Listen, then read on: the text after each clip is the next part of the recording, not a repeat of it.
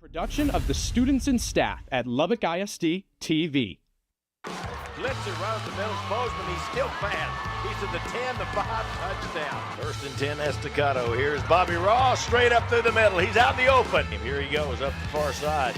One man to beat. He's out in front. He's going again. 20, 10, touchdown, Bobby Ross. On the run all the way to the house. Touchdown, Matadors. Donovan Torres. Up the sideline he goes. Down to the 35, the 30, 20, 15, 10, 5, touchdown. Welcome to Lubbock ISD High School football here from Plains Capital Park, Lowry Field, as the Estacado Matadors homecoming 2024, and they host the Levelland Lobos as district play gets started. Hello, everybody. I'm David Thetford. Joining me for the broadcast is Coach Randy Dean. And, Coach, it takes a while when you got a 5-team district to get to district, but we're here tonight, and it all begins with Levelland. Yeah, it kind of ramps up a new set of intensity, and I know they've been waiting for it. 6 non-district games. It's been a long time coming. It's interesting for the two teams. Estacado's played a tough schedule, and their record has kind of suffered from it, but hopefully their team has grown.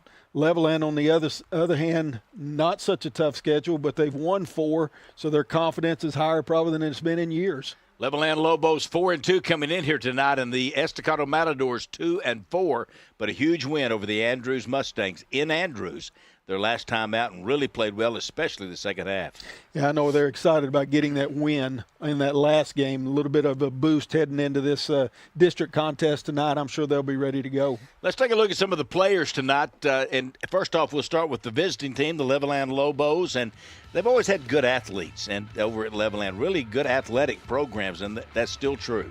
Yeah, and one great example of that is a young man to be playing receiver tonight, Eric Jones. He's about 6'4", 6'5", and a very good athlete. We've seen him play basketball, multi-sport player, and he'll give them a weapon out there on the outside. And then at linebacker, that's a critical place on that defense, and that's the kind of the big stopper and the leading tackler for the Lobos. Yeah, Eli Randall, he'll be number 22 on the field, and typical for a linebacker to be the leading tackler.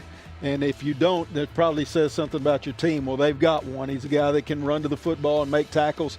They're going to need him tonight to try to get a hold of Bobby Ross. Bobby Ross, and normally when we do this, first game of the year when we did TV, we did Bobby Ross and Cedric Ross.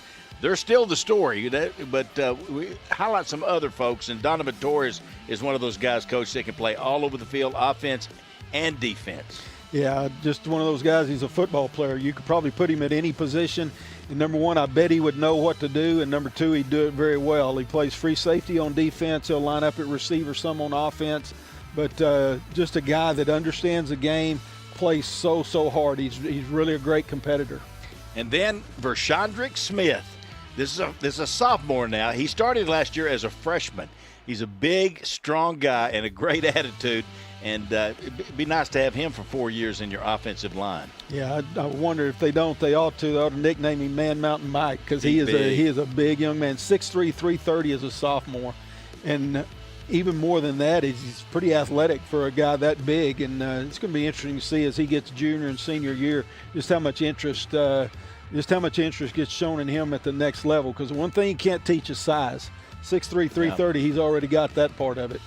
Well, and this matchup tonight features a couple of coaches that are friends that played football at Texas Tech, both wide receivers.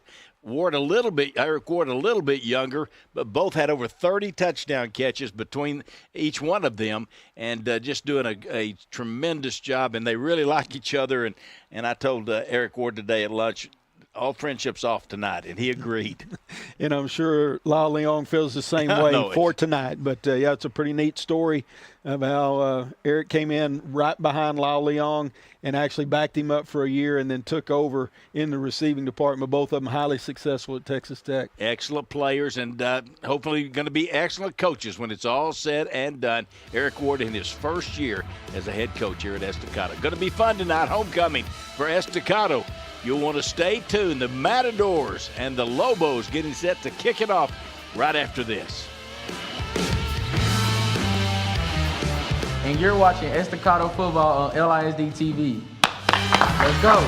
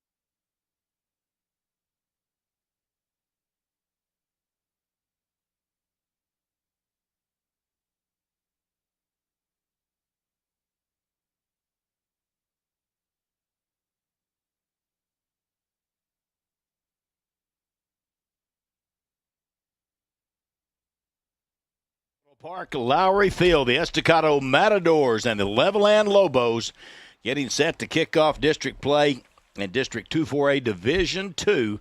And they have been waiting a while, Coach, to get this all started because 6 games in pre-district is a lot. It sure is, and it gets even more challenging for that last one when you're trying to find one more person to play, and most all the teams around you are in district. And fortunately for Estacado, they found Andrews, which proved to be a good matchup for them, and didn't have to travel too terribly far. But it makes it challenging in a lot of different ways. And you got Buddy's steak fingers if you go to Andrews, and if they let you in. Yeah, that's right. I can't ever figure out when they're open for sure, but if they are open, it's really enjoyable. It is homecoming for the Estacado Matadors School, and I know they're looking forward to that. Estacado will be in all black with some royal blue trim and their silver helmets. So that's the Matadors. We should be able to see the numbers pretty good. It looks like Levelland on the other side with white jerseys, black pants, black helmets, as their colors are red and black, and Estacado's are royal blue and black and white. And there's Coach Eric Ward on the sideline. Former Texas Tech great receiver back in 2010. I was talking to somebody the other day, and they said 30 years ago, and I was thinking the 1970s. They were talking about 1994. I was like, that's 30 years ago. He and Coach Lyle Young there, you see him on the far side in the red cap. I think that's Lyle, yes. Over there, the head coach, he was a receiver at Tech at the same time that Eric Ward was there. We are set to go. Looks like the Matadors will get the ball to begin here tonight, and I bet they have talked about do not kick it to Cedric Ross, number 1. And he will be back there, and he is a heck of an athlete. It's going to be, let's see, James Bozeman on one side. It's going to be over the top. Estacado does not handle it, and it's loose on the field, and they still haven't gotten it. This is exactly what you don't need, but the Matadors came up with the football. That was a scramble for that. The up man tried to go backwards and catch it rather than let Bozeman come up and get it. And it just got loose on the turf, and they will start at the 13-yard line. They're on 13. Turned into being a pretty difficult catch, moving backwards, trying to catch it over the shoulder. Wind pushing the ball away from him as he goes. I think that was number 7, Jatarian Hargers, that had difficulty making that catch and got loose a couple of different times. And fortunately for Estacado, they're able to get on it and not give away great field position right away. Well, he is a receiver. J.T. Harger, he's a receiver, so I know Coach felt comfortable with him being back there. But it is hard when you have to go backwards to try to come up with it. All right, here we go. Matadors to the line of scrimmage. Well, I like these uniforms. They're good looking. Got a little red there on the shoulders as well. Timeout right away by Estacado. Did not like the formation or maybe even missing a player, but quick timeout for Estacado. Yeah, and that across their jerseys, there you get a good look at the uniforms. Across the front of the jersey, it says East Side, and they've got their address of the school on their leg. That's the address of Estacado High School. And then their email is, I'm not sure where that is. It's getting more information from the uniform than you used to get.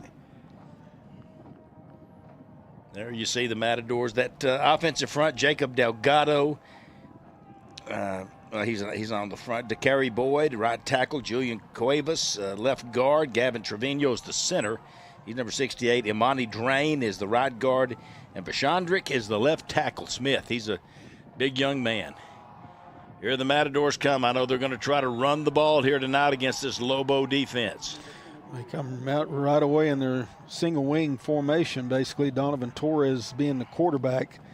And direct snap to him, fake the jet sweep to Cedric Ross. And then Torres right up the middle. Ends up getting, I guess, pretty close to 4 yards on the play. Got up to the 17-yard line, so a pickup of 4. I didn't know for sure if Torres would start tonight. They had a sophomore in that position last week at Andrews. The ball's loose, gets through the hands of Cedric Ross. Lobos after him inside the 5. He's going to try to turn it up. He'll get out of bounds at around the 7-yard line. That snap got on Cedric Ross in a hurry. It was a direct snap to him this time, and it had a little heat on him, heat on it, and went right through his hands. Cedric Ross retreats back inside the 5-yard line to pick it up, and then couldn't quite outrun the defense to get around the corner, and sets up a 3rd and not very favorable for the Matadors. Well, so far, I would guess that Eric Ward is on the sideline and going, what in the world are we doing? May want to think about seeing if he'd meet his buddy at midfield and say, can we start this all over again? Let's see. Will y'all kick off again? Just how much do you like me? Bobby Ross in the backfield. New quarterback in there, going to take it, go to the outside, turn it up at the 10, and needs downfield blocking, won't have enough to get up the field. That's Darian Walker. He's the sophomore quarterback who started last week at Andrews.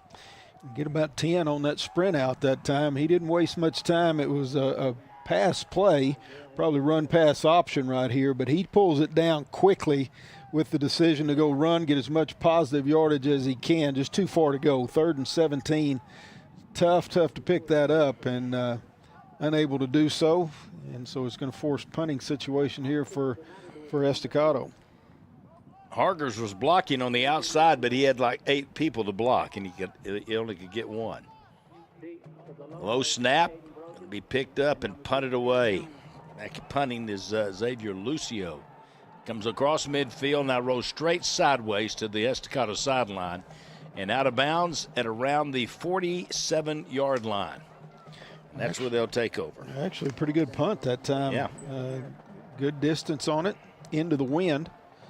And Levelland did not handle it particularly well. They had 2 guys very, very close to that ball, and kind of a break for Levelland that didn't take one of those crazy hops and bounce up and hit one of the unsuspecting Lobos. Good starting field position for them to come out here first possession, though. At their own 48-yard line, 10:54. And that was not the kind of first drive that Coach Ward wanted to see from his Matadors here tonight. You know, you always worry about distractions and things going on and getting over the Andrews win and homecoming, all the festivities that's gone on this week. They'll give it in the backfield, running to the left pretty quick. Big hold coming up the left side all the way down to the 30. And that is number 8. Was that number 8? Ricky Rodriguez. So. Yeah, what a run. 22 yards and a quick first down that time. Bounced it around the left edge. Pretty good blocking right there. And I tell you, Donovan Torres saved the touchdown by just getting a handful of jersey and able to pull him down. That's a quick hitter right there for Levelland and first down of the game. And they'll come back at it again. Going to give it back to Rodriguez. He's caught this time by the middle, and pretty good job of getting him down. Byron Manahan, and also on the stop is Darren Tristan. Pretty much the same play, just power play right up the middle. Zone blocking scheme, and let the running back find his own hole. Ricky Rodriguez did a pretty good job that time of finding a little bit of a push. Quarterback for the Levelland Lobos, number 15, Ethan Salazar. Now, he's just a sophomore. Pretty good sized young man. Here's Rodriguez again, runs it up inside, caught there. Hanging on till the troops get there. And he's going to be stopped. First guy there for Estacado was number 20, Jalen Matthews, I believe. Same play now, three downs in a row. So trying to hit this kind of right up the middle to the left side of the Matador defense. Pretty good sized young men across the offensive line for Levelland. They got plenty decent size. It's looking, I'm going to guess, probably all 5 of them as I eyeball them. We don't have heights and weights, but left tackle, left guard, and center are all, probably right guard, are all easily over 200 pounds. Right tackle looks to me like about 210 or 220, so good size up there on the offensive line. Niblett in the H position, going to throw this one underneath. He gets the ball to Niblett. Boy, he is hit hard and driven backwards. Got hit right in the gut on that one as he turned it up the field as the Matadors got there. Darren Tristan once again. Just bringing him out there into the flat, and real easy throw. Fortunate for Levelland, they didn't get a ineligible receiver downfield, but they did not. And another first down moves the chains. Picked up 9 on that play. And it is first down and 10 at the Estacado 17-yard line. Here's Ricky Rodriguez, bounces outside, now goes to the sideline to the 10, to the 5, into the end zone. Touchdown, Levelland. They go power play the other direction that time, pulling the guard and the tackle, and they did a great job of pinning the defensive end. And then you see there those two linemen really couldn't find anybody to block. And Rodriguez able to get around the edge and finds his way into the end zone. And a very smart little drive right there for Levelland to come out here to begin this ball game. A lot of it. In fact, 4 of the 5 plays were Ricky Rodriguez carrying the football. Arian Valderas will be the deep snapper on to try the extra point. Is number 22, Eli Randall, the linebacker. He'll kick it up and through. And Estacado finds themselves behind 7-0 after each team had a possession. 8:08 to go in the first here on Fox 34 News Now.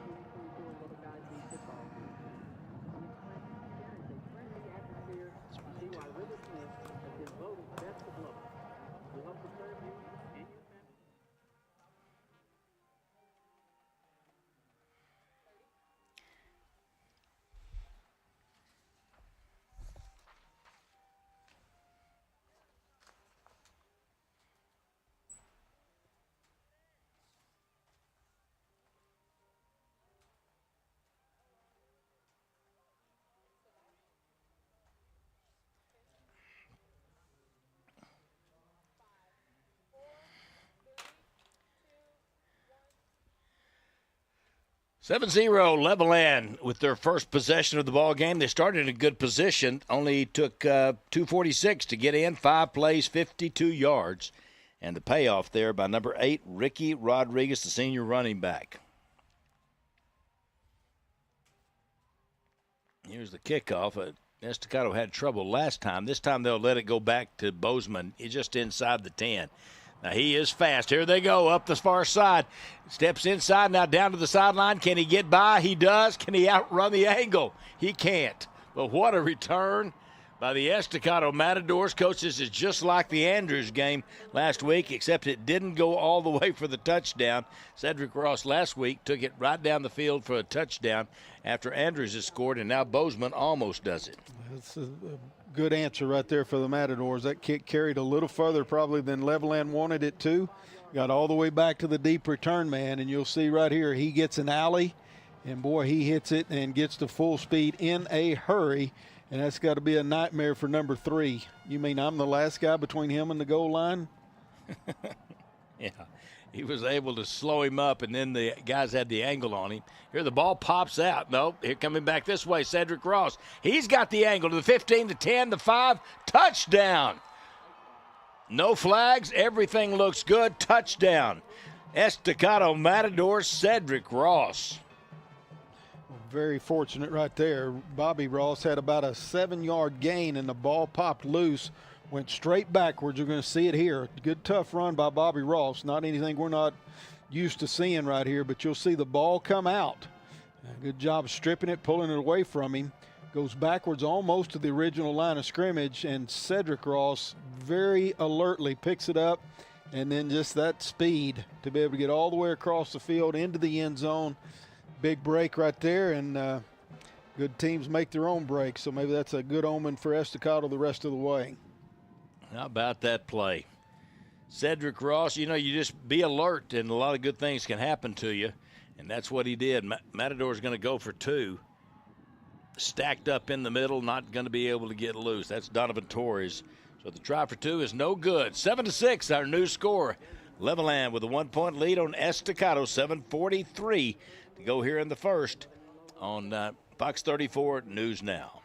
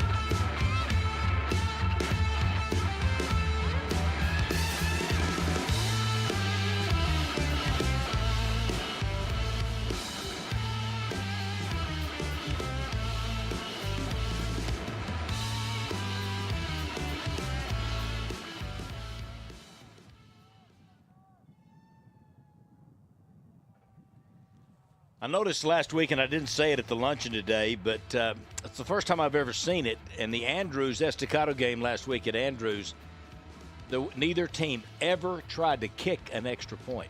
It was 42-22, and not one try with a kick. They all went for two every time. I guess their kickers hurt or on vacation. That's interesting. Saw two things last week I'd never seen before. Coach, you hadn't seen it either. That Lubbock ISD game against Tascosa, 5 penalties to begin the ball game. There were plays run on some of them, 2 or 3 of them, but some of them were false starts, and 5 straight penalties to begin the ball game.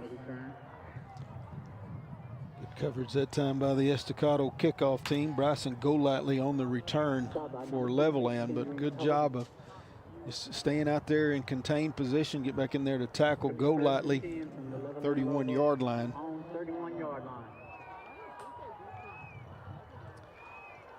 Well, that Matador defense, who had trouble with the run game the last time out there against Ricky Rodriguez, he was hard to get corralled. And ended up scoring the touchdown, ran 4 of the 5 plays, carried the ball on 4 of the 5. He'll get it again, looking for a hole, and then pushes ahead, picks up about 4 yards, 5 yards up across the 35 to the 36-yard line. Very patient run that time. Looked like he wanted it to go outside, maybe even the play designed to go outside, like outside zone play, and he saw a little cutback opportunity, put his head down and barreled forward there for a good 5-yard gain on first down.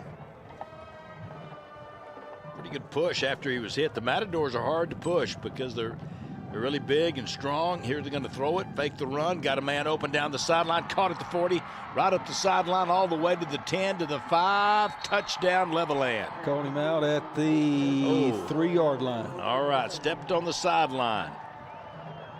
And that was the guy we highlighted, Coach, Eric Jones. And a pretty good pass from Salazar there. I think the defender might have fallen down. He did. They got tangled up with him after about 6 or 7 yards up the field. It was a straight go pattern for Jones. And I think they had seen on the previous play, they had 3 receivers here to the near side. Jones split all the way to the far side by himself. Pretty much guarantees one-on-one coverage. And so they were going to take a shot down the field. The defensive back on that side fell down, as you said. And well thrown ball that time by Salazar. And Jones takes it all the way down there to the 3-yard line. Now here comes Levelland, going to go for 2 and won't get it. Going to be tackled inside the 5. Ricky Rodriguez, and that will leave our score. That was. Yeah, they didn't score yet. I already gave him the touchdown. Just hold on just a minute. Make them earn it here. Yeah, actually, you got to get it. You got to earn it. Yeah, I actually threw him for a 1-yard loss that time. Oh, actually 2 yards. They put him all the way back to the 5. So good defensive push that time right up the middle for Estacado, and blew that play up. Oh, they're faking it here. Look at this. They snap the ball while everybody's looking over at the sideline and got a good push. Kind of an H-back that time, and he snuck him in under center and then kind of ran the tush push without the push. Yep. But gets all the way down there to inside the 1 yard line. That was number 9, Niblett. Yeah. Got 4 yards. Going to be third down inside the 1 yard line. Matadors trying to stack it up. Big push into the end zone. Nope. For illegal motion this time, Okay. though. They didn't get set as they walked up underneath the center. And it's a break there for Estacado. That'll back it up to the 6 yard line. Give them that 3rd and goal over again. Tried to walk up under center and go quick, but all 3 backs walked forward, and the 2 running backs that were responsible for pushing him across the goal line never got set. Got dancers here tonight for homecoming. Niblett is in the slot over here on the near side. The other receiver here on the wide side is Gage Potter, number 3. And they've got 2 receivers up top as well. Here they go, 3rd down and goal from the 6. High snap, but he's got it. Salazar into the end zone, incomplete. Tried to go to Niblett once again, and he could not come up with it. Or was that 3 that time? That was 3. That was 3. That was Gage Potter. Tried to get him on a quick slant. Pretty tight throwing window right there, and got it through there, but it was going to require a diving catch. Good effort there by Gage Potter. Just couldn't come all the way down with the ball. Levelland's going to attempt the field goal. On to try it will be number 22, Eli Randall. Estacado got close to blocking that extra point a few minutes ago, so we need to watch that. Athleticism off the edge. Almost got there again. Kick is up, and it is good. And that will make the score 10-6 in favor of the Levelland Lobos. Well, it wasn't the prettiest kick you'll ever see. Came out of their low line drive, but just enough to get it through the uprights and over the crossbar.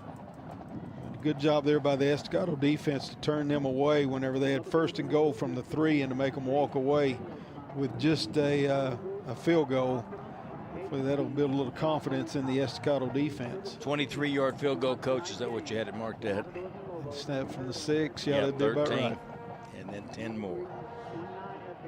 Well, Coach, I don't know what you anticipated coming into this ball game, but it's really different than I thought it was going to be so far. Levelland has really shown me something here in this first quarter. You know, we didn't know about Levelland. We saw them play a year ago, but obviously nothing this year. But I was watching them in warm-up down there, and they looked more athletic than I had seen them in previous years. And I would say it's carried over to the game. They've done a nice job offensively, and we'll see if they choose to kick again deep, but I would suggest pooch a little more. You hit a squibber on the ground all the way. We'll give you all every kind of look. Good recovery right there by number 8, Xavier Lucio for Estacado. That's like playing the hot corner in baseball. That one was on him in a hurry, and he did a good job of blocking it with his body and then falling down on it. The most important thing on a deal like that is possession for your team. Estacado will start at their own 37-yard line. Trailing 10-6 here in the first quarter, 5:17 left to go. Here come the Matadors. Bobby Ross, his 2nd carry of the ball game. He will get outside, pick up 10, and run over a guy as he went out of bounds. I think he ran over number 6, Eric Jones. Give him 12 yards on that play, bounced around the left edge. Good blocking out there by the 2 receivers on that far side, one of them being Ced Ross and the other one being Jatarian Hargers. Nice job staying with their block and allowing Bobby Ross to get all the way around the edge. Ced Ross now comes back in the backfield with his brother Bobby, who's the year older. He'll give it to Ced Ross, following his brother, tries to turn it up. He'll get across the 50 to the 49-yard line before he is thrown backwards. Good tackle out there that time for the Lobos by number 50, Devin Ponce. Yeah, the guy that was there was the one we highlighted, Eli Randall, filling from the linebacker position. Good job, took both of them to get him down, but they got there limited to just 2 yards. You're going to see it right here. Tried to go sweep out of a 2-back set, and there you see Randall scraping in there, and then the posse came the rest of the way. I think that my guy, he kind of piled on late. Randall was the guy that really made the play. Here they go outside again, turns it up over in front of the Levelland bench. This time it's going to be Ced Ross once again on the tackle, Gage Potter. Giving all the way to the stick, and they're going to move it. So 8-yard reception right there turns into being like a little bubble screen. He's the inside receiver. Raise up and throw it to him, and then he made a nice little dip move like he was going to go straight up the field, and then that speed allowed him to get around the edge. There we go. Bobby Ross puts his head down, plowing forward. He's trying to rip it out, but he's going to hang on and pick up about 9 yards all the way to the 32-yard line of the Lobos. He's just such a handful to try to get to the ground. Big, strong young man. Now I'm telling you, he is going to be a guy gets a lot of attention, I would think, at the next level. Just great size, 6'3", 215 pounds. And hard to get down with just 1 or 2 people. Yeah, they'll go up the middle this time. A little dive right up through the middle to the 29 and a first down for the Estacado Matadors.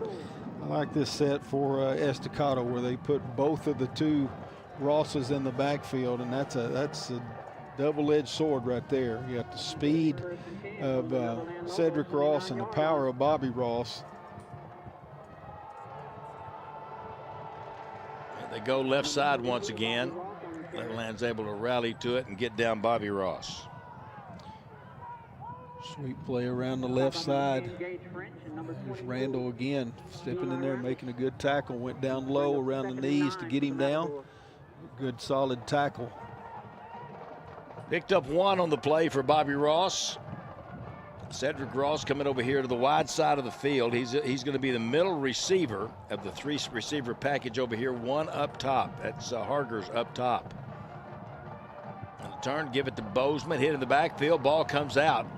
I think Estacado got back down on top of it.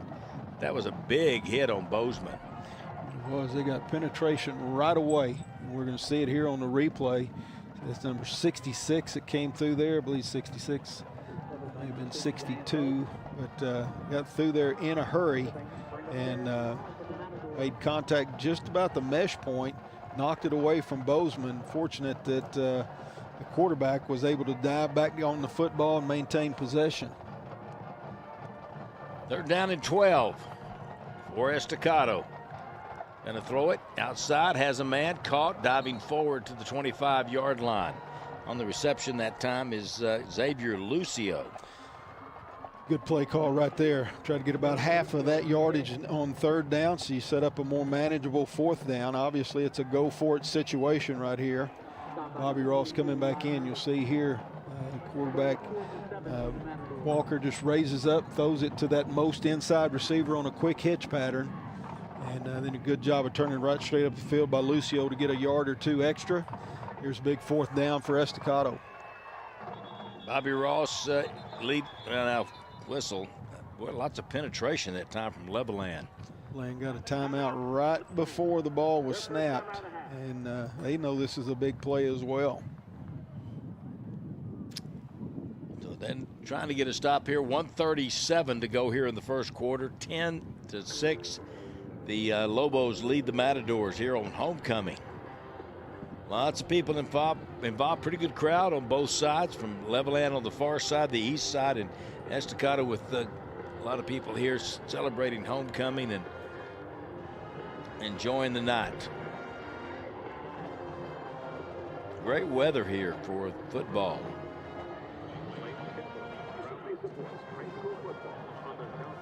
Looking nice in the press box too. Weather's always, except in our radio booth on the other end. It's like Antarctica in there. All right, here we go. Hargers and Ced Ross up top. Here on this side is Lucio and Hall, Ladarius Hall. Gonna throw it down the field, and was it tipped, or did you just throw it out of bounds? I think they had a miscommunication on the routes. Looked like he was wanting to throw the hitch pattern to the outside receiver there, Hargers, and Hargers was on a go pattern. And it was either that or expecting Cedric Ross on an out, and he got tangled up with the defensive back. I really think it was intended for Hargers on the outside, and just a miscommunication on the route, although they are talking to Cedric Ross, so it may have been designed to be a quick out to him, which is not a bad plan by any means. Did Cedric catch one on that drive? He caught one and got 8 yards. Let's see, he did 8 yards, yes. Yeah, okay. So Levelland takes over on downs. I don't know how you look at those, Coach, but it's pretty much like a turnover. The equivalent of it. Like a fumble. They've got it with 132 at the 26-yard line. Going to give it, going to go in the backfield, and he's going to be taken down and tackled for a loss. New running back that time was Noah Martin, and he got quickly introduced to Bobby Ross, and probably just soon not have that happen anymore. It's a nice job penetrating from that defensive end spot for Bobby Ross across the line of scrimmage, and did a great job of wrapping up Noah Martin and throwing him for a big loss. He's back at the 22-yard line, so 4 yards lost on the play. And great tackle by Bobby Ross. How about Bobby Ross going both ways? He'll give it again in the backfield, straight ahead. Pretty good run, gets up to the 30-yard line before he is brought down. I think Donovan Torres at the bottom of that stack. He is. Also there for Estacado, number 21, Brandon Christian. What did he lose on that last play? 4 yards. Gets back to the 31. He ran away from Bobby Ross that time, came to the other side, and probably good decision right there. Pretty strong run by Noah Martin to finish it off. Makes the run, hits the little stop pattern, little turnaround, and gets up the field for the first down all the way to the 40-yard line. That was the 24, right? Yes, it was. A little run pass option right there. Pulled it away from the running back and threw it to number 24, Tobias Gavinia. And they pick up another first down. That was well done right there by the quarterback, Salazar. Picked up 9. That's going to take us to the end of the first quarter. 10-6, the Levelland Lobos with the lead on the Estacado Matadors. Second quarter coming up when we come back here on Fox 34 News Now. Ladies and gentlemen, please turn your attention to the... And you're watching Estacado football on LISD TV. Let's go. Highlights is your look at the great things happening in Lubbock ISD. From engaging lessons to innovative instruction, we take you inside our classrooms to see the valuable learning taking place. But we get to share so much more. Outstanding student achievement, unique campus traditions, fun activities, plus our district's specialized campuses and programs allow us to highlight opportunities only available in Lubbock ISD. Join us at 8, noon, 6, or 10, or watch on demand anytime at LubbockISDTV.com. Highlights, your spotlight on Lubbock ISD.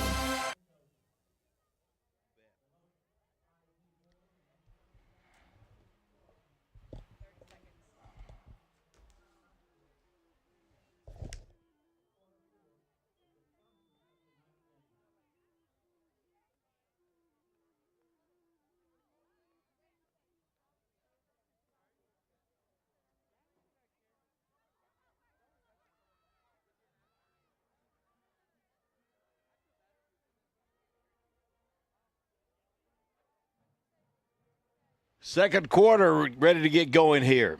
You know what I've noticed this year, Coach? A lot of these games, how they start sometimes is not how they finish. You know, you thinking, oh, man, we're in trouble. Then you come back and have a big one, like last week, 22-22 at halftime, and Estacado blows out Andrews the second half. Here's a good run up the middle. Once again, number 18 on the carry, and that's Noah Martin. He's a freshman. Whoa. Another power run right there. Power play here to the near side, and really give him credit. He outran his pulling tackle. He got in the hole before the tackle to lead him up in there, and he ducked his shoulder, got behind his pads. Good, strong 7-yard run right there on first down. Going to be second down and 3 now for the Lobos.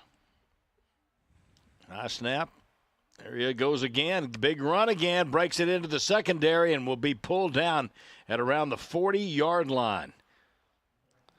That time Estacado brought a linebacker, tried to blitz, tried to get some pressure in the backfield, and whenever number 5 for Estacado. Devin Harris wasn't able to make the tackle. He actually got kicked out, and that gave this young freshman Martin a chance to turn up in the hole again, but nobody in the middle of the field, no middle linebacker left. So he gets all the way to the third level, and that's 13 yards and another first down for Levelland.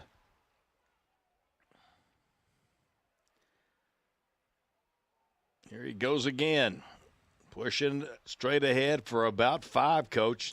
Maybe they may mark him back from that a little bit, but another good surge for that Levelland Lobo offensive line. It really is. They're just saying we can attack you right in the middle of this defense, and now Estacado's going to counter with a little bit of size. Man Mountain Mike comes in there at defensive tackle or nose guard for Estacado, so they say, okay, that's enough in there in that middle. We'll just put 330 pounds in there and see if you can push him. I think it should be at the 36. That was a 4-yard gain. There's a timeout called on the field. And Lobos will gather around their coaches. Lau Leong, the head coach in his 4th year at Levelland. And it's been a struggle getting it going. Started in 2021, 1-9, 22. They were 2-9, 2-8 in last year, and 4-2 this year in Leong's 4th season over at Levelland. He was so glad to get back up. Of course, he's an Abilene product, played at Abilene High, and but ended up here at Texas Tech and was a great receiver for the Red Raiders, as was the Estacado coach, Eric Ward. Estacado's trying to figure out what they can do to slow down this running game for Levelland. It has been impressive. We talked about it a little bit in that first quarter. Good size on the offensive line. They're doing a good job getting a hat on these defensive linemen and creating space for the running back. Noah Martin again bounces outside. He'll take it to the sideline. Going to have another first down inside the 30, and he runs hard. I thought Ricky Rodriguez was good. This guy is really punishing when you have to tackle him. Estacado again went to try to get penetration across the line of scrimmage, and Martin did a good job. Great vision right there to see that he needed to bounce it around the outside, and obviously that left tackle did a good job of pinning the defensive end, and that gave Martin the edge to be able to turn up.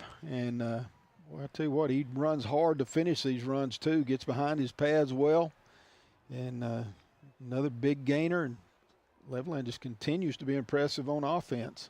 I think that was Devontae Robinson who made the tackle. Here he goes again, being knocked down at the 20-yard line.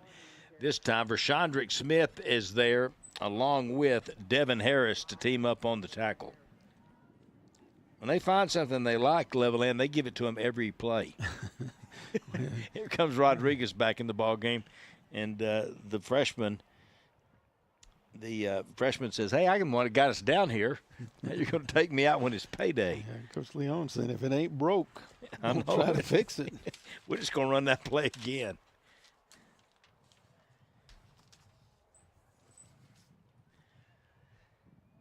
Here they go, second down. Rolling out of there, looking to throw, going to throw it toward the end zone. It is incomplete. Flag flies. They're going to call pass interference. The receiver ran out of bounds. Maybe brought that was a cap off of the official, but then there was interference in the end zone, and he had definitely reestablished himself back in bounds. So I think the interference is what will stand here. There's Kelly Robinson, Chris Sneed. And see who the other guys were there. Kelly normally sends me the crew, but I didn't get it from him that I'm aware of. He and Mark Hughes always did a great job of that, sending the crew.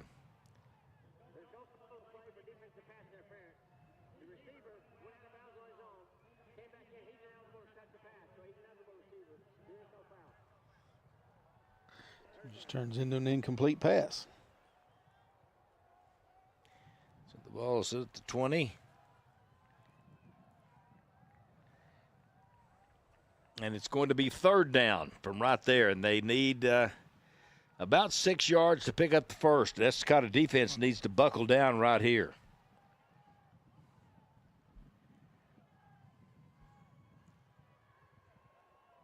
And give it to Rodriguez. Looked like he was going up the middle and takes it outside. Great tackle out there. Flying up to make the stop. A late flag. Two guys jawboning with each other in the way away from the play. And this is a big call right here. One coach is not going to be very happy, I'll tell you that. James Bozeman made the stop.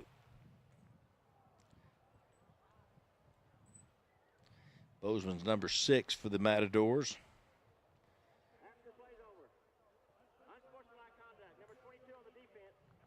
On the offense, those penalties offset. It'll be 4th down. That's the first unsportsmanlike conduct penalty for each player. So that play counted. It's dead ball foul after the play. Okay. So they were 15 yards behind the action, tangled up with each other, and then a little bit of jawboning. And probably neither coach is very happy. Turns out they're both mad. Yep. And not at the referees. No, you don't like to see that out of your players. Trying to get down and trying to get a stop, and then you're trying to score. And so coming on to try the field goal once again is Eli Randall. The ball's going to be put down right on the 25-yard line. It'll be a 35-yard attempt. This was not going to get there. No good on the 25-yard field goal. And so the ball will go over to the Matadors.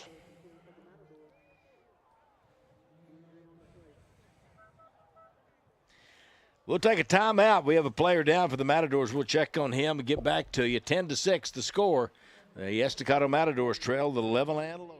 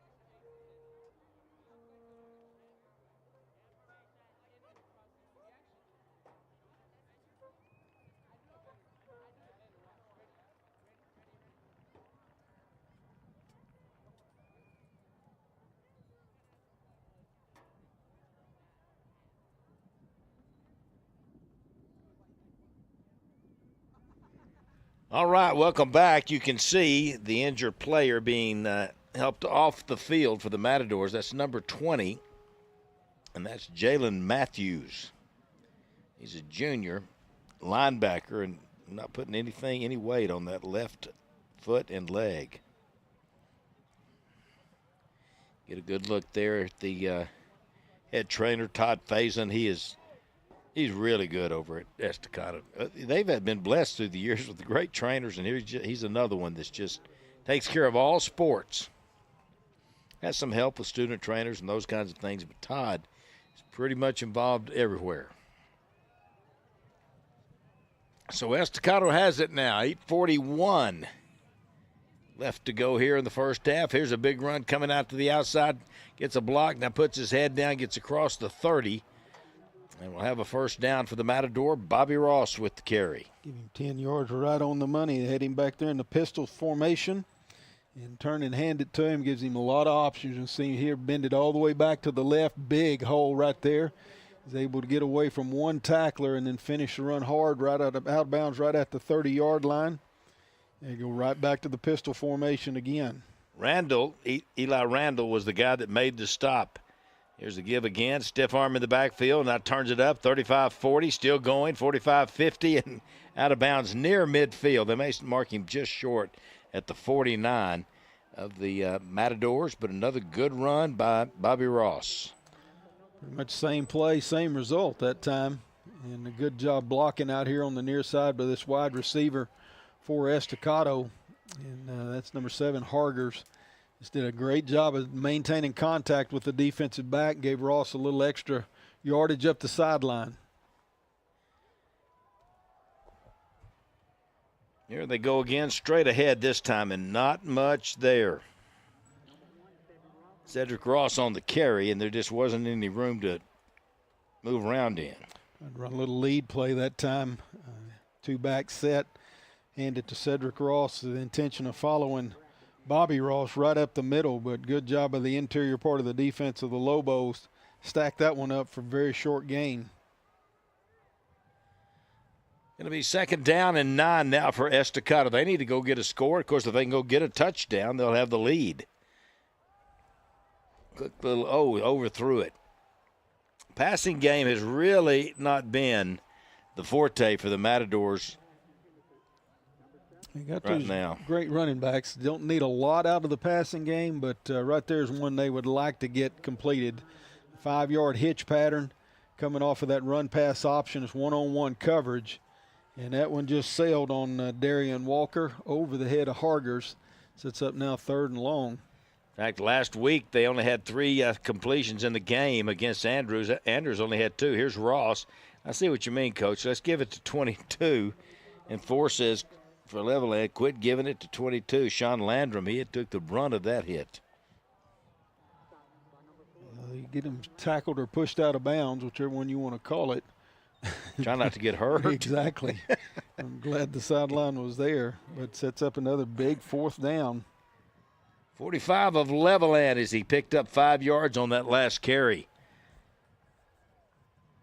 Here comes the quarterback, and Bozeman's number 6 in the backfield along with Cedric Ross. Running back on either side of the quarterback.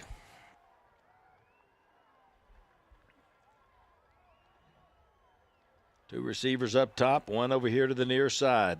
Going to throw it over here to the near side. Has Hargers. He's going to be hit hard inside the 40. Big tackle right there by number 3, Gage Potter. That's what you want right there. Not a difficult concept. Good throw and catch, 7 yards, 1st down. And that's the benefit of that strong running game because, like I said, you're going to get a lot of one-on-one coverages. That time it's Hargers, simple little hitch pattern. They missed it on 2nd down, got it there on 4th down. Big pickup on that 4th down. And caught is Bozeman in the backfield, and he's going to be thrown down by his jersey. And a really nice defensive play by Gage French, number 10. You see him right here get across the line of scrimmage from his defensive end position and just able to hang on to that jersey, sling him down to the ground. Bozeman's having a hard time tonight getting anywhere at all. 2 carries and 2 negative yardage plays. He lost 6 on that carry. And he has really got great speed. If it, he just needs to get around one guy, and he could go the distance. Here's Ced Ross in motion, going to give it in the backfield. Big hit. Bozeman again, going to go down. Big hit right there by that defensive lineman, number 62, Zarian Valderas. That's twice that we've seen Valderas get across there, both times on James Bozeman. And that's another negative play in Bozeman's column. Hard to fault him on that one. He barely had time to get the handoff and being hit in the backfield. Big hit by Valderas. And now 3rd and a press box call right here. You have to get inside the 30 to around the 28-yard line. And they're out at the 45. Going to throw it again, looking this side again, gets it to Hargis. He'll get up the field and pulled out of bounds at around the 33 or 34-yard line. Tackle made on the play by Eric Jones. Really not bad right there. It's a simple play, same one they ran earlier. But by getting that completion, they set up 4th now and something that's a little bit easier to obtain. So they get about 11 yards on that play and gives themselves a fighting chance here on this 4th down. Clock is stopped at 5:51. You're on 4th down and 6 for the Matadors. Darian Walker, the sophomore quarterback, going to give it. Ced Ross has Asim. He's at the 30. 1st down and more to the 20. Spins back inside at the 15-yard line. And he's going to get inside the 15 at the 14. Great blocking, and he hit that seam. Yeah, Estacado may have gotten away with a little hold out there on the end, but not called, and doesn't take much for Ross to get around the corner. Big 1st down pick up there. Keep this drive alive. Jacob Delgado, the The fullback was in there on that play, and he got a nice block on the outside. I don't think he was the one that had the hold. Here they go, coming back near side, this time to the left, and it's going to be James Bozeman. He'll get inside the 10. You can see a little bit of his ability right there. He hit that one around the edge, had a chance to get going, and he gets to the hole in a hurry. Great speed by Bozeman. A different back than Bobby Ross, but one that can certainly hit the home run anytime he gets the ball in his hands. Picked up 5. Estacado trying to get the go-ahead score. Here's Bozeman, tripped up, and I mean literally tripped up by Valderas. I think he got him with a foot. He didn't get much of him, but enough. You get a good look at Bozeman. He's kind of frustrated. He's usually breaking loose and getting up the field.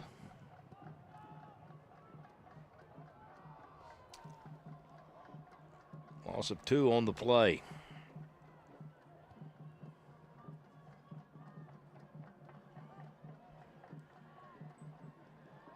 Bobby Ross back in the backfield, right to the right side of his quarterback. Long count here, going to throw it out to the outside. Cedric Ross missed the block out there, and when that happens, you're doomed. Xavier Lucio did not get that block to give Ross a little time. Trying to throw a little swing pass, let him use his speed to get around the corner, but that was well read by Noah Tienda by the Lobos. He fired across the line of scrimmage right there, fought through that blocker you were talking about, and made an excellent tackle on a very tough runner. And Estacado was going to attempt a field goal here. They didn't kick an extra point last week, but now they're going to bring in Angel Garcia, the senior kicker. The ball is going to be put down at the 22-yard line. It'll be a 32-yard field goal. Good kick. Plenty of distance, but he pulled it left. I like the way it looked. Off the toe, he put a good charge into it. Low line drive that time, but plenty of distance.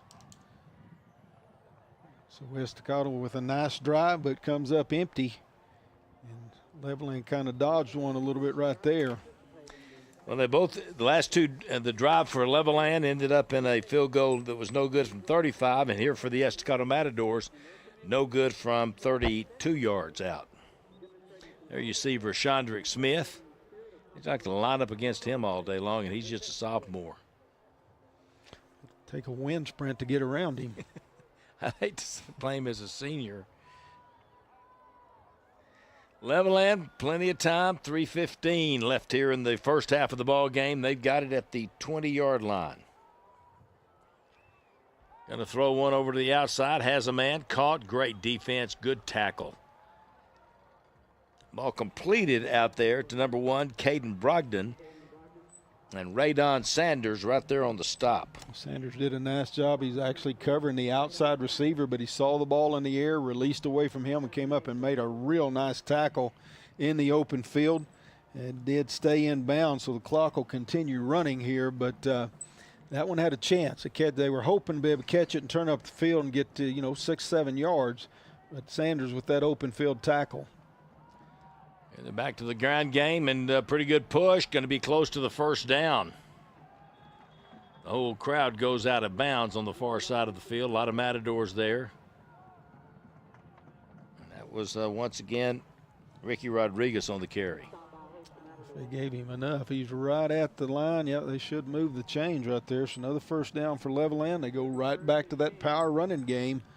And they really like it running left. They've had a lot of success attacking over there behind that left tackle, left guard. And good movement again. Good hard run by Rodriguez to finish it off. First down and 10, Lobos. Give it in the backfield once again, this time going nowhere. Going to be snowed under back at the 30, right at the line of scrimmage. Devin Harris that time kind of shot the gap. He played underneath it right there. You see him run behind that blocker and get to Rodriguez to make the stop right there. And wasn't going to go very far because number 28 also coming in there, Darren Tristan, would have made the tackle certainly behind Harris. But athleticism out of the middle linebacker right there, undercut the blocking and then able to get to Rodriguez, keep him for no gain. Second down and call it 10. A quick little hitch on the outside. Caught out here. Nowhere to go. Going to go, well, you can go down. That's what you can do. Bobby Ross on the stop. On the catch, on the pass was Zayden Carrillo. And, boy, Bobby Ross was all over that. Well, he had one chance right there. And you're talking about the receiver Carrillo. He needs to catch it and get up the field. He caught it and looked around. And by that time, Bobby Ross had come from inside out. And pretty convincing tackle right there to get him down to the ground. Loss of 3 on the play. Going to be third down and 13. Matadors still with the 1 timeout. Lobos have 2. Looking to pass, going to throw it on the far side of the field, and it is caught and on a race to the other end, and Torres will catch up. But what a play with the reception that time for the Lobos, number 3, Gage Potter. He's going to get 43 yards on the play, and I believe he just came from the outside receiver running a post pattern. Inside receiver kind of running an out and up, and Potter was wide open right up the seam. Well thrown ball by Salazar, and now all of a sudden Levelland goes from maybe just trying to get to halftime to another scoring opportunity. Going to take the timeout. 27 seconds left here until halftime. 10-6, but the Lobos with the shot here going in at halftime on Fox 34 News Now.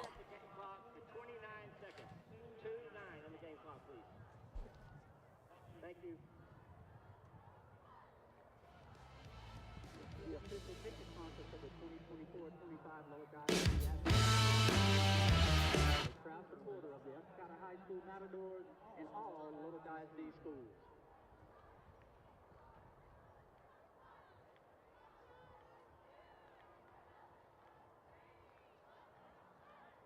Tonight's game is being streamed live on the NFHS network.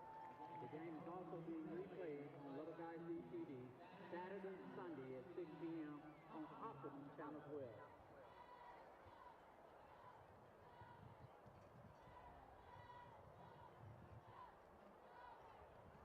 Lubbock Independent School District wishes to thank Quarter 4 for their sponsorship of tonight's game.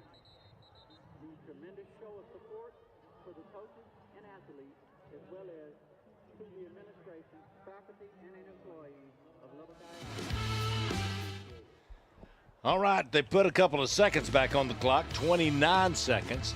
The Matadors are out of timeouts. The Lobos still have 2. The Estacado, I guess, took that timeout.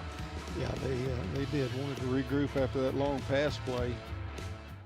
But, they're out of timeouts. Levelland with those 2. They pretty much have an open playbook right here. They can do anything they want to, cross the middle, and still be able to stop the clock with those timeouts. Both bands will be performing here at halftime. And then, of course, the homecoming festivities for the Matadors. Twin receivers to either side. One back in the backfield is Rodriguez. And now they're going to throw a little cut inside and getting the ball in a big run and a first down at the 10-yard line. And just a good play called to Eric Jones. Just a little slant in there, Coach, and he was wide open. Yeah, that's a nice design right there. He was the outside receiver. So they ran the inside receiver straight up the field, which occupied both defensive backs, and then a little shallow square in, quick slant pattern to Eric Jones. He caught it, and really the middle of the field was wide open. I thought he had a chance to plant and maybe get all the way to the end zone. The backside safety was the one that actually slowed him down enough for pursuit to catch up to him. But, well, they took a big chunk out of that 30 yards right there on first down. And they're in great position right here. These passes should go into the end zone and still have that 1 timeout left in their pocket. Got all the way to the 8-yard line. There you're looking at Marlon Wynn, offensive coordinator for the Lobos. Got a plan. There the Lobo cheerleaders are on the far side. Everybody's really cheering. Entry policy. If you choose to leave the stadium for any reason, you must purchase another ticket to re-enter the stadium. Estacado tried to bring a blitzer that last play and didn't get there. As well picked up. Offensive line did a good job on the down 4, and the running back stepped over there to pick up the blitzer. And that added to the middle of the field being opened up as well. Here go the Lobos, twin receivers again to either side. They're going to give it in the backfield, bouncing around, good side step, and then pushes ahead to the 5. And on the carry once again is Ricky Rodriguez. They run that play because they had the timeout, but now anything tackled inbounds, sack or short of the goal line, will run the clock out. So a little bit interesting on that play call. I guess they probably thought everybody in the stadium is thinking pass, so maybe we can slip a run in there. But Estacado did a good job of getting that one tackled on the ground. And now Coach Leong, I'm sure, is telling his quarterback, you cannot get sacked. You got to get rid of the football, throw it away. And Estacado, that's what they're hoping for, is an opportunity to get them tackled inbounds. Cam Collins was the guy on that last stop, number 33, the senior. He's not the only senior, but he is a senior. I said the senior like he was the only one on the team. But nice play on that one to get Rodriguez stopped. Rodriguez is a pretty shifty runner, Coach, and he runs with a pretty good power and quickness. Done a nice job, he really has. I've been impressed with this running game for Levelland. Sideline, the Estacado sideline. These coaches work so hard. Sean Bell and Rush Rowell, Joshua Young. So many helping out Eric Ward. His first year as a head coach. Here they go, gonna fake it in the backfield, gonna throw it up over the top. Well, nobody's back. Well, he couldn't be out there. It wouldn't have mattered if you caught it because you've been way out of bounds. Gage Potter was there, kind of got hung up there at the line of scrimmage, and then the quarterback just went ahead and let it go to Ethan Salazar. They were hoping they could hide him with that short motion back to the inside and then slip him right back out where he came from, hoping that the defensive backs would get maybe double team the inside receiver and leave him wide open. Great job by the Estacado secondary, and Salazar did what he should have done, throw it away. Here comes the motion from the left to the right, gonna throw it to the motion man, caught, reaches for the goal line, touchdown. Oh, wow, that was close. That really was close. Very close. He gets credit for that touchdown, but I tell you, if that one went instant replay, that one would be interesting to see if the knee went down first. But doesn't matter now. They got him into the end zone. Let's see here, Coach. That was just an area. No, he was down. That's an arrow route. He comes across the formation in motion and runs straight towards the flag, quick out pattern, and hoping he can outrun the defensive back. He got credit for it, but not so sure about that one. Terrell Price on the tackle, and I think he did get him down prior to the goal line, but it's a tough call. It's a bang-bang call. Here's the try for the extra point. It is up. It's the upright, no good.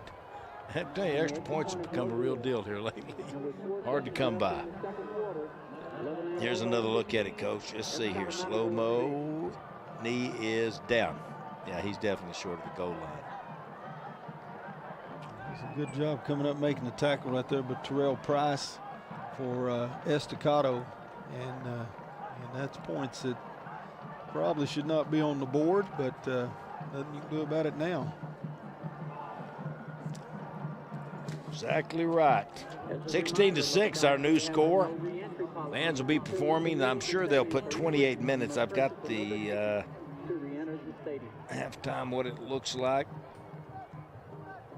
28 minutes. Coach Dean was talking about before the game how fun it's been to be able to have a chance to do all of the homecomings for all of our 4 schools. We have been in attendance for all 4 of them. All 4 homecomings. Maybe we're good luck for somebody. The Queens. It'd be hard to prove. All right, here's Potter. He's not only going to catch the touchdown, he's going to kick it off here. And the Estacado lets it get away from him. Finds Ced Ross, goes and picks it up. Brings it back. There's the horn in the background. This will be the last play unless there's a penalty, and he'll be tackled. There may be a penalty yet.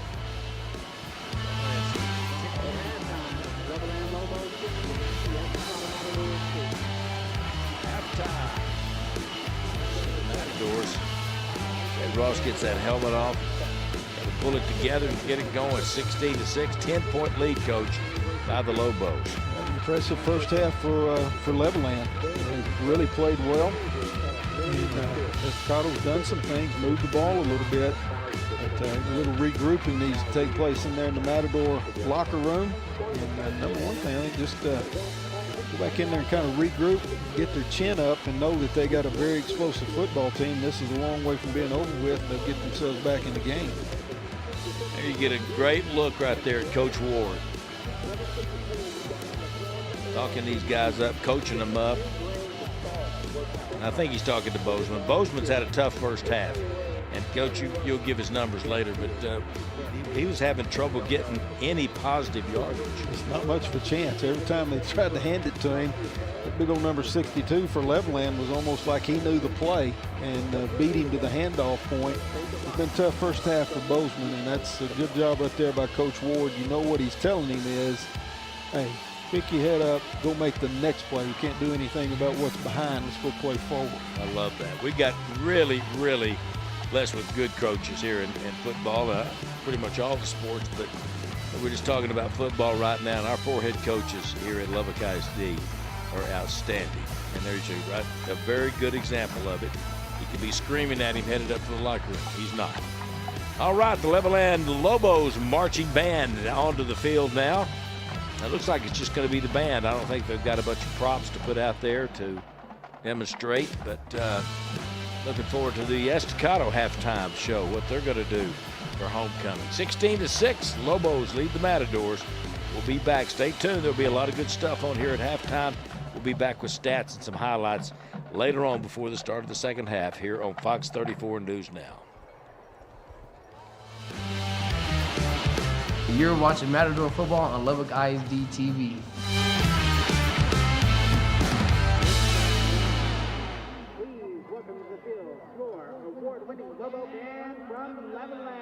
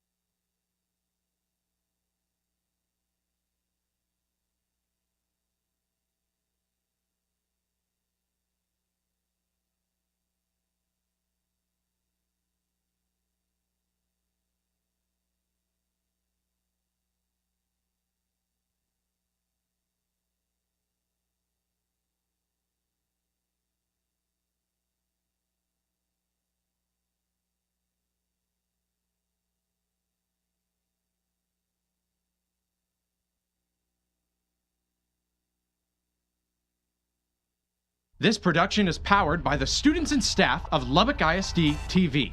Want to see more of our work? Visit our website at LubbockISDTV.com and subscribe to our YouTube channel, Lubbock_ISD.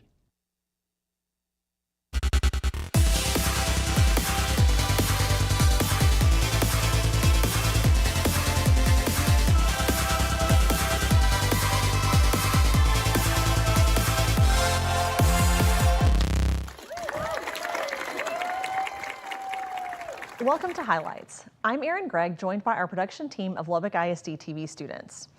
College and Career Week is a special time at our elementary schools. It's a chance for our students to learn about the variety of opportunities available to them and how staying in school will help them achieve their goals. We visited Overton Elementary to learn more. We are celebrating College and Career Week here at Overton Elementary. Good morning.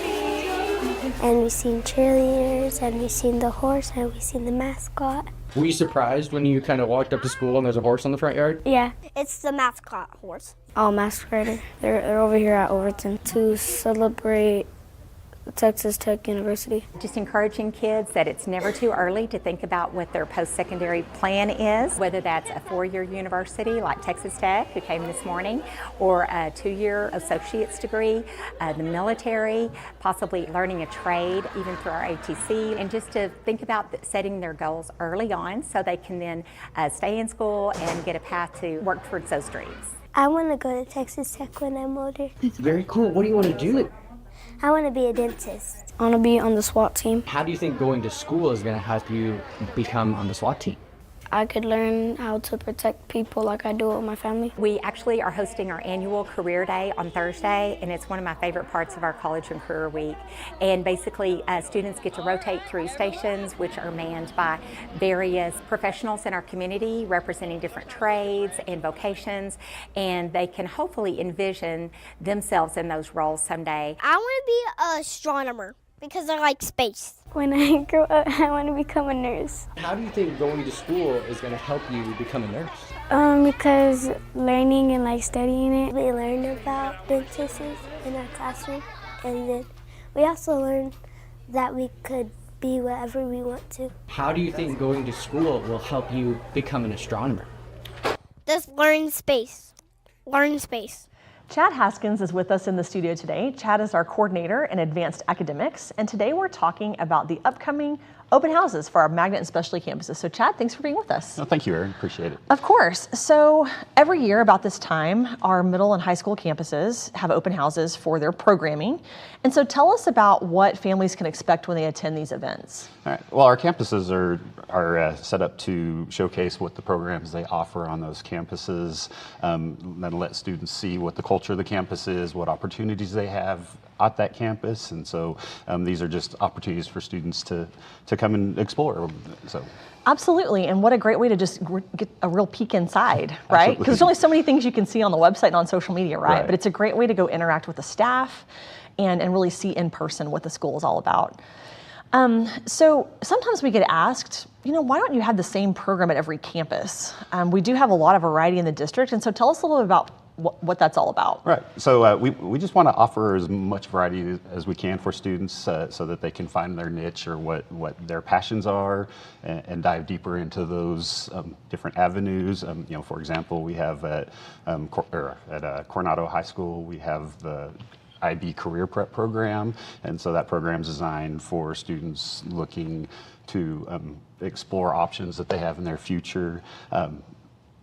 Lubbock High School has an International Baccalaureate Diploma program, and it's a deep program where students through their junior and senior year go through 6 different course programs. It's a world recognized program, and so it was originally developed for like ambassador students and things like that. And so it's students can come out of school with a huge amount of credit hours for school, which is of course is a cost savings for families whenever they're starting to go through college opportunities. Absolutely, and when you're talking about those high school programs, even families with kids going into middle school, this is a great time because many of our middle school programs feed into these high school programs as well. Absolutely. So for middle school programs, we have a lot of diversity in there as well. For example, Dunbar is our college prep academy, and that feeds into our early college high school at Estacado, sorry. And so there's just a very unique set of experiences for students to have. Yeah, a large variety so that families can really work to find the right fit for their student. Right. And I don't want to miss mentioning that open house also happens here at the Byron Martin ATC. And so for students that are interested in our career and technical education courses, this is also a place they can visit and explore more options. Yeah, absolutely. Lots of opportunities here, many different programs of study, so I think every student can find something that they would be interested here. We also have the AgriSTEM program and that fantastic new building. Yeah, the choices can be kind of overwhelming in a sense, right? Well, we want to make sure that families know where to get information, know who to talk to, and so where can they get more information about these open houses and also about these programs that are available in Lubbock ISD? So the first thing is families can look at our Lubbock ISD website, and there's a website that has all of our specialty programs listed on it, or they can reach out to their campus counselor or administration, and they can give them more information about what is offered on their campus.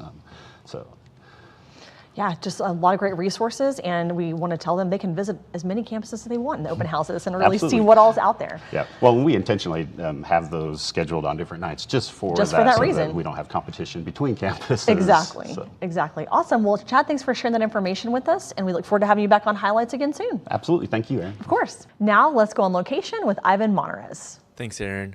We're here at McCool Academy in Miss Prenot's class, where the students got to partake in a cool lesson about the elements. Today we kind of had a party, so we went around our classroom. We went around with each other, interviewing each other on what their element was and what it was about. And then our teacher gave us drinks with dry ice in them, and they taste really good. With the dry ice drink, what does it taste like? There's Gatorade inside. With the smoke, it's kind of flavored. I can't really describe the taste, but I know the drink inside is Gatorade. Denser than 1.0, so where are we going to know it's going to land in water? The bottom. Very good. I was just scared about the dried ice. When you drank it and you saw that it didn't do anything, what did you think? It tasted good. Yeah? Was it cold? A little. Yeah. A little warm. What have you learned in this unit about the elements in your class? There's metals, non-metals, and metalloids, I think. And each element has its own special feature and stuff.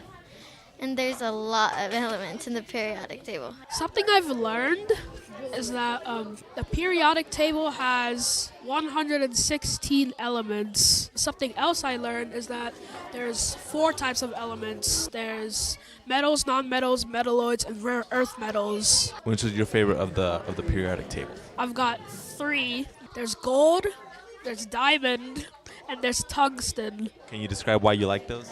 Definitely because they're shiny, they're lustrous. I like diamond the best because it's used in jewelry and rings, and gold as well. Can you tell me which one's your favorite and why? I think it's argon because it's a non-metal. I like it because it's like a glowy blue, and I think it looks pretty when it glows. If you're interested in learning more about McCool Academy, it is a magnet campus, so it is open to all Lubbock ISD students. If you're interested in learning more, head on over to our website at lubbockisd.org. Thanks, Ivan. What an awesome activity for our students. McKenzie Middle School also hosted a great event for students, but it wouldn't be possible without help from our community. We'll share more just ahead. You're watching highlights on Lubbock ISD TV. We'll be right back.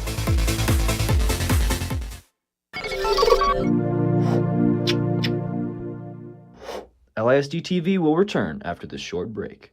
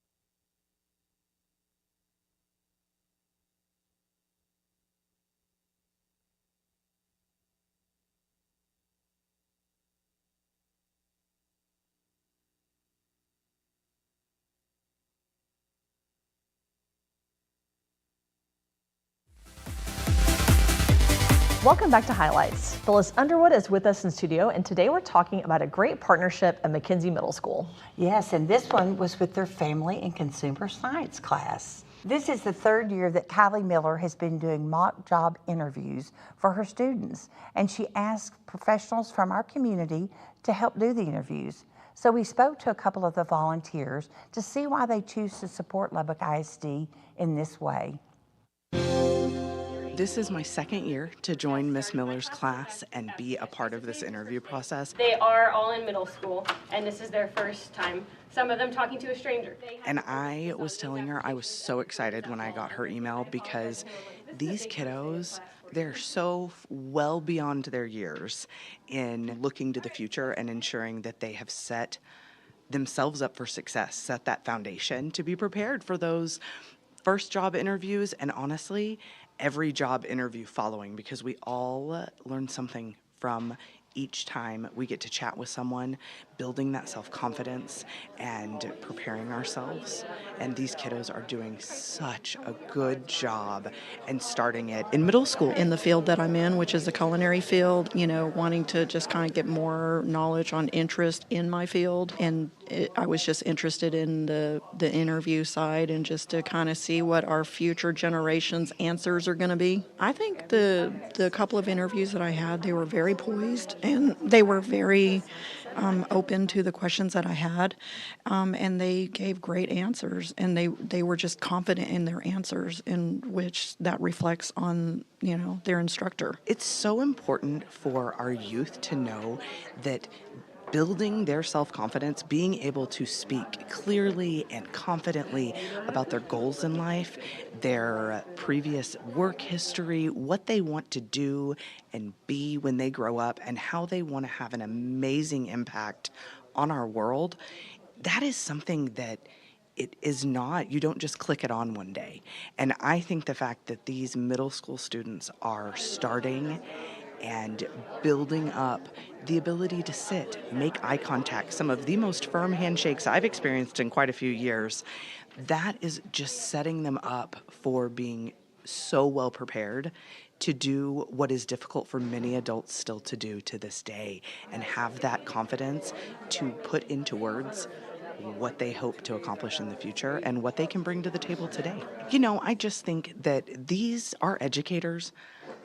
Kudos to them for pouring into these students, but providing this real life experience to them, because there's so much they're going to learn inside these walls, and yet so much that is coming in the real world. And so what a wonderful opportunity to kind of bring those two together.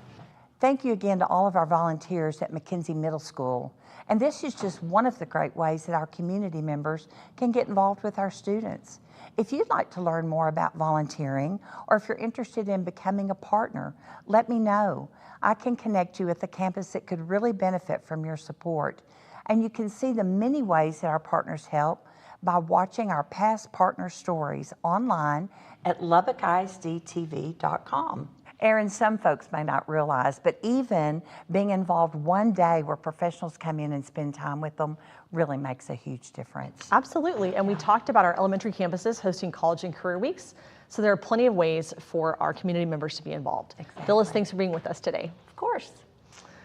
Coming up on the calendar, we want to remind families that students will not have class on Monday, October 14th. This is so staff can take part in professional development. And report cards for our first 9 weeks of school will be sent home on Thursday, October 17th. Our Board of Trustees also meets on the 17th. Meetings start at 7 a.m. and they're held in the boardroom at Central Office. We also broadcast our meetings live here on Lubbock ISD TV, and we stream them on our Lubbock ISD YouTube channel. There are lots of great things happening in Lubbock ISD. To help keep track of it all, make sure to download our app. There are great features to help keep you connected with our district and your student's campus. It's free and easy to download. Just search for Lubbock ISD in the App Store or Google Play. Thank you for joining us today. We'll be back next week to highlight more great opportunities only in Lubbock ISD. This has been a production of the students and staff at Lubbock ISD TV.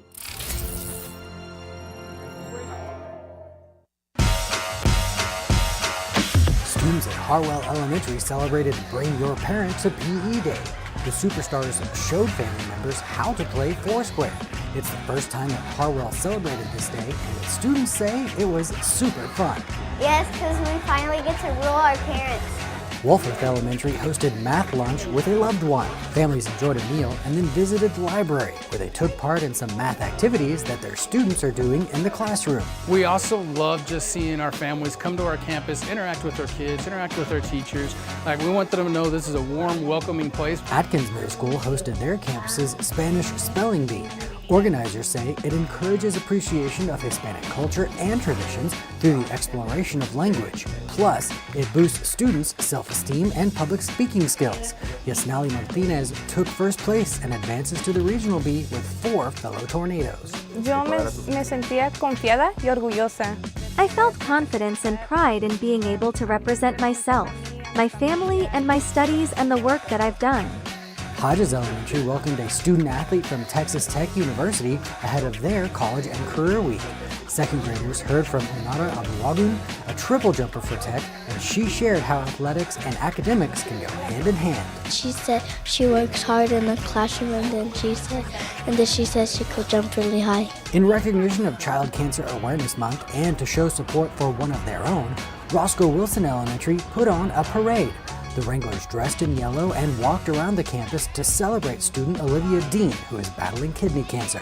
It's just awesome. Roscoe Wilson is a family to us. I grew up going to Roscoe Wilson. Both kids have gone to Roscoe. And it's just another family, and it feels so good to be loved by them. Now you're in the loop with Lubbock ISD.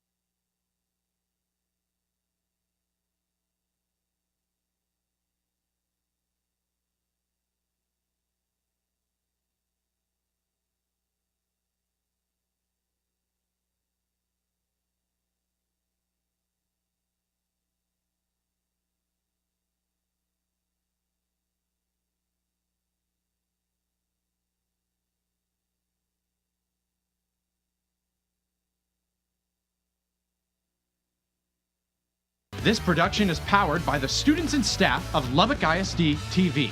Want to see more of our work? Visit our website at LubbockISDTV.com and subscribe to our YouTube channel, Lubbock_ISD. Hey, Pops. Hey, Mom. Hey, Dad. Hi, Mom. I want to say something to you. Thank you. Thank you for being here. Having you in the stands mean the world to me. But I need to ask you something. Hello. It's important, so listen up. I've made a commitment to play the Texas way. That means I play with respect for others. I will not let my opponent become my enemy. I will not cheat or cut corners. I've made a commitment to play the Texas way. That means I play with the control of self. I will slow my anger down. I will act based on my standards. I made a commitment to play the Texas way. That means I play with a spirit of competition. I will prepare myself inside and out. I will bounce back when I get knocked down. I will compete with the passion to be my absolute best. So my question for you is this. Will you commit to support me the Texas way?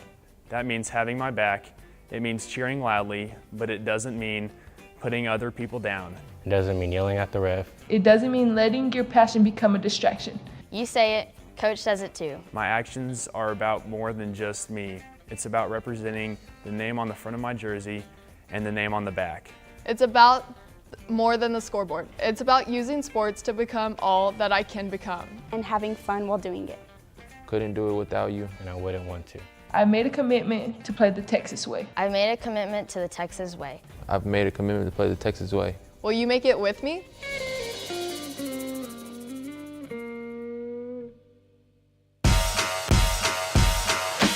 Parsons Elementary hosted Science Night featuring Dr. Brilliant. Families enjoyed several different demonstrations, and Dr. Brilliant even invited some of the Plainsmen to join him at the experiment table. Today was a wonderful invitation to kind of come back to some old roots of sharing science experiments with kiddos, and it was fun. At Wheelock Elementary, 5th grade art students are focusing on international cultures. For one project, the Plainsmen are creating sushi out of pieces of clay. To give them some inspiration, United Supermarkets visited campus to do some sushi making demonstrations. Kindergartners at Smith Elementary celebrated Color Week. It's a campus tradition going back more than 30 years. To wrap up their learning, the stars took part in Blackout Day, focused on key skills in a blacklight environment. 3rd graders at Smith wrapped up a fun animal unit in Amplify with a special guest. A biology professor from South Plains College visited with the stars, and she brought some interesting animals that connected with the students' learning. 6th graders at McCool Academy hosted their first exhibition night of the year with Cold Case Chronicles. The astronauts showcased their work as amateur detectives. The students worked together to study real-life cold files. Then, they crafted evidence boards, timelines, and created insightful podcasts to share their findings. Hi! How are you? Shout out to Alliance Credit Union for recognizing Parsons Elementary teacher Shanae Moore. For the 2024-2025 school year, Alliance is giving away $1,000 to a teacher every month. This is life-changing money for a teacher in a lot of ways, and very helpful for my kids and for me as well. So thank y'all, and thank you for supporting teachers and educators. Lubbock High School hosted a Spurs parade ahead of their matchup with Monterey High School, and LHS invited their feeder schools to participate. Students from Cavazos Middle School and Ramirez Elementary made signs and marched with the Westerners. Now you're in the loop with Lubbock ISD.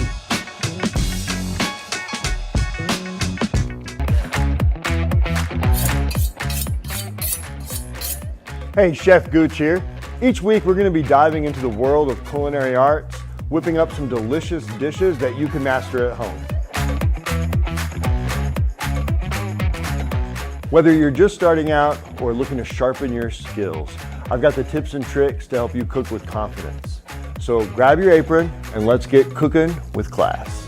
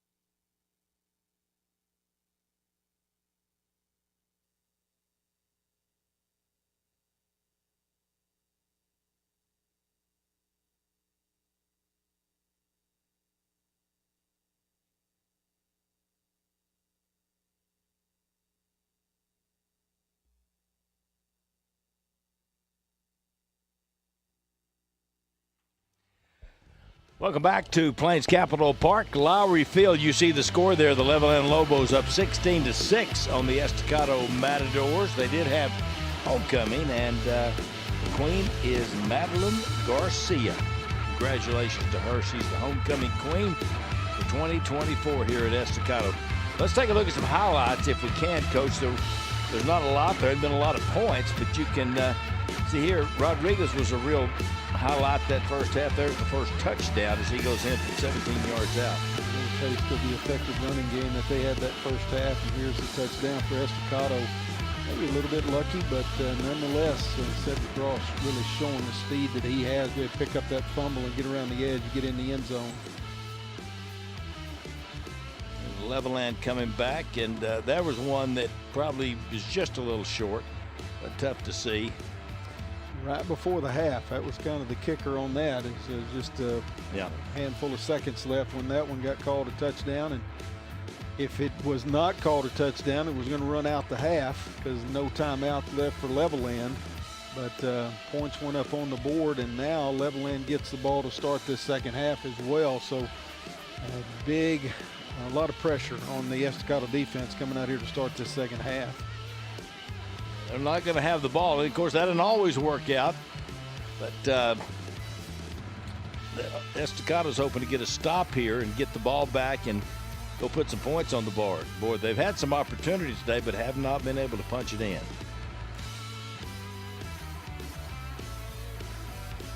So we are set to go here now. Levelland will receive the ball to begin. Estacado touchdown. You saw it. It was the fumble by Bobby Ross, picked up by his junior brother, Cedric Ross, and he ran it in for the touchdown. That's been pretty much the highlight for Estacado here offensively. Here is Lucio to boom it down the field. He'll kick it deep. Going to be taken in at about the 13-yard line. Right back up the right side, a little room. Finally hit hard and taken down. But a pretty good return to begin here by number 17, Bryson Golightly.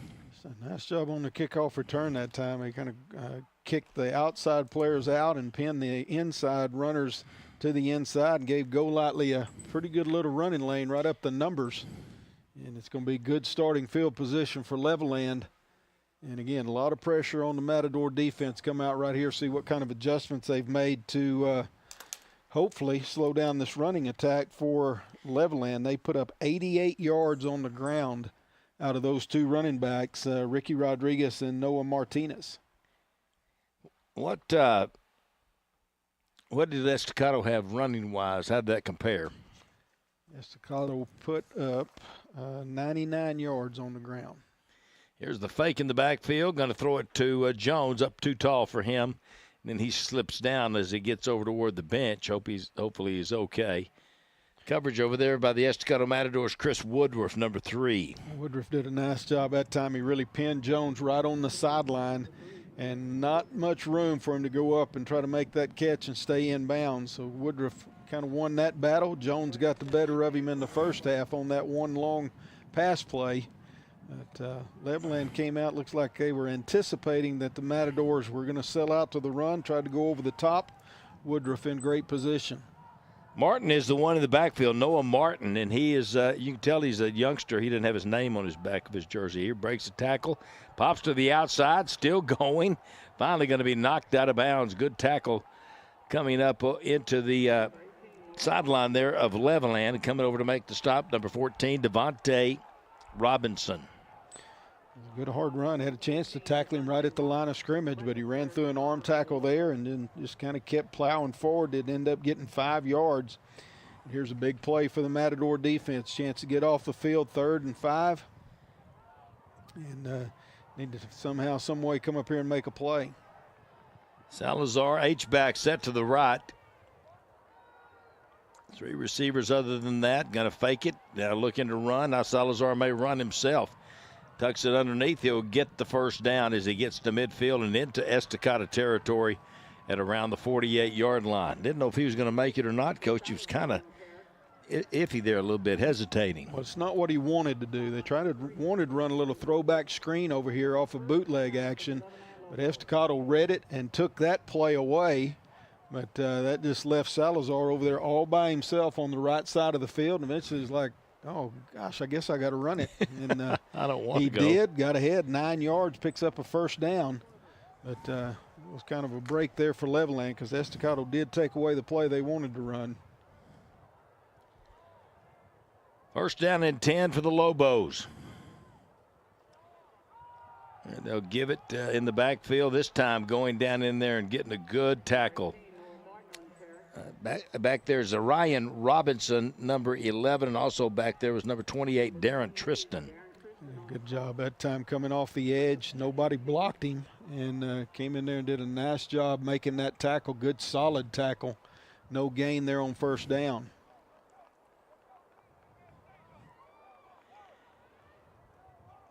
Second and 10 now for the Lobos.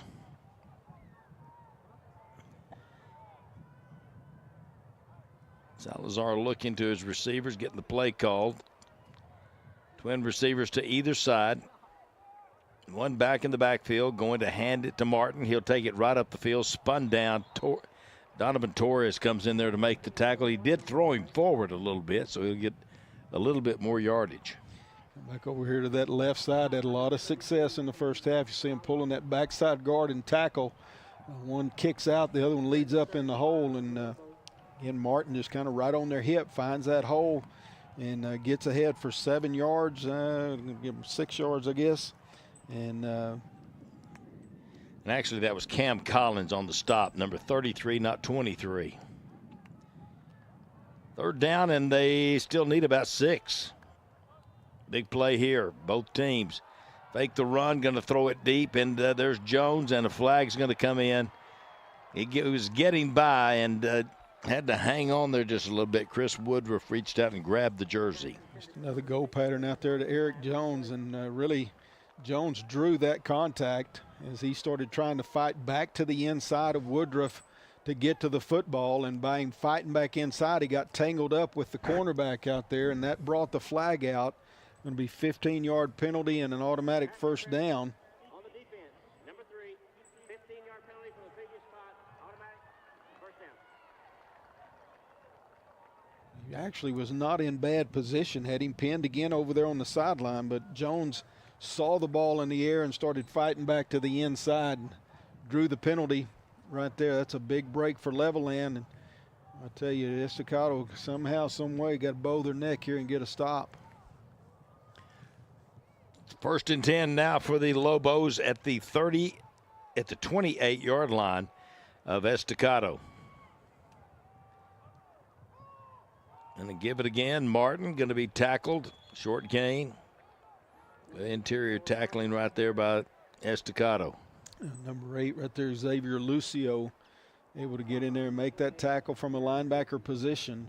Again, that one looked like it had an opportunity for Noah Martin. Lucio, good job getting in there and making a stop after just a 1-yard gain. Clock is rolling. 8:20 left to go in the third quarter.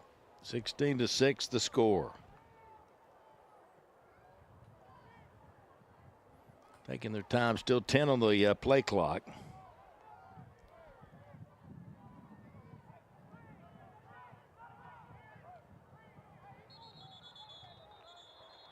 Now flags are flying. This will be a false start against the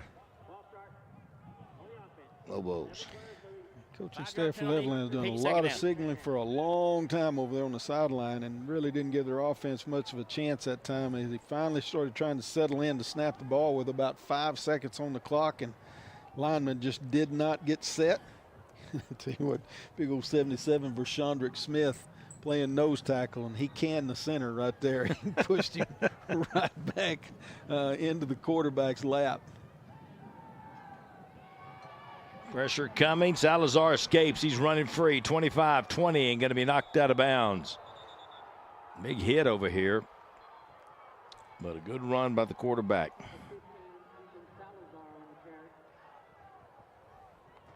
A flag back in the backfield, so maybe this one will come back in a holding call. Everybody's walking backwards. Number 50, 10-yard penalty. Coming over with the hit there is Kendrion Coleman, number 26. So that play is rubbed out with the holding call, and that will move the ball back to the 42. It was at the 32, so a 10-yard penalty. I think the guy that was trying to block Vershandrick Smith was the one that got called for a holding, number 50 for Levelland, Devin Ponce, and right guard over there. He had a handful with Smith, more ways than one. Salazar, pump fake, now throws and knocked away. Great defense by Cedric Ross. You can't play it any better than that. He was covering Jones, and he just was sliding. There's that athletic ability, Coach. He just slides across, knocks the ball down. It was a nice job in the secondary. They passed the 2 receivers off right there. They had the inside guy going deep, outside guy. Oh, my, here comes a late flag up in the air.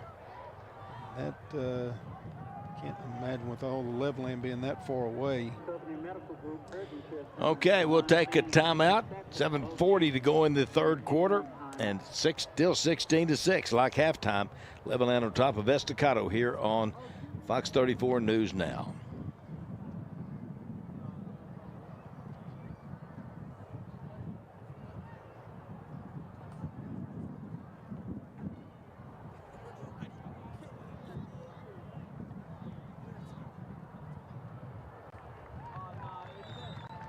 After the play was over, unsportsmanlike conduct. Number 1 on the defense. 15-yard penalty, automatic first down. That's number 1's first unsportsmanlike penalty.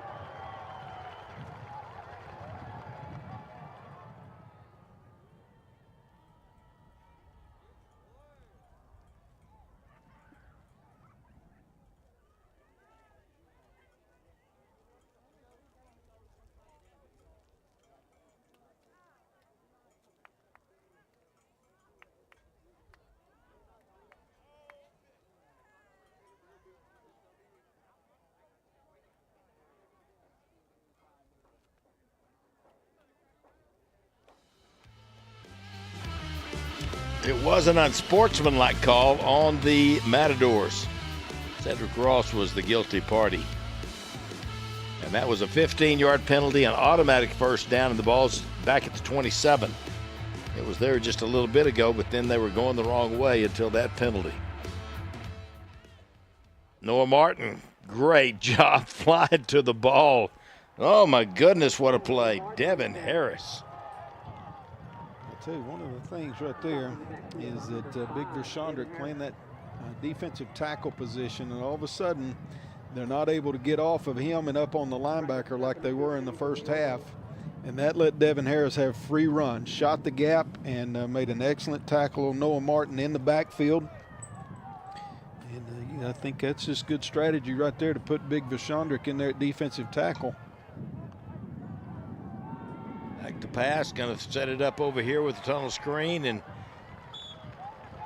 like it normally happens, you have blockers all there, and they let the first guy run through to make the tackle. Really nice play there by Brandon Christian. A defensive lineman, defensive end, saw the tunnel screen, came out of his pass rush, and hustled out there to make that tackle on what was going to be a much, much bigger play. Christian kind of ran it down from behind, and gives Estacado a chance here to stop them on third down. Ball's at the 25. It is third down and about 8 yards needed. Need to get to around inside the 20. Pressure coming, and the Matadors are going to get there. Whistle sound. They snapped the ball that time to Boston Winfield at quarterback. Their other quarterback get hurt earlier. That may have been the guy they were out there having to tend to, wasn't it? And Winfield is he's a junior. He was about 7 on that play. Back to the 33 from the 25, so 8. I think Estacado just sent more than they could block that time and got to him in a hurry. The big one getting there in a hurry was Ryan Robinson off of this defensive right edge. Fourth down, big play here for the Matador defense. Winfield back to pass, going to step. No, he's going to be sacked again. Huge play, and that's Bobby Ross. Winfield's thinking, he came into the game, he's going, well, this isn't no fun. Been sacked twice. Look at Bobby Ross. He is a load and quick and fast too. It's huge back-to-back sacks right there by the Estacado defense when they needed it the most. And see if that's a momentum changer for the Matadors. Good drive going that time by Levelland. Used up a bunch of the clock here in this third quarter. But no points, turned away, and Estacado football in their possession. Only lost 10 there, but I mean, it looked like more because he rode him backwards for a while. But really great defense by Estacado. They'll take over at their own 43-yard line.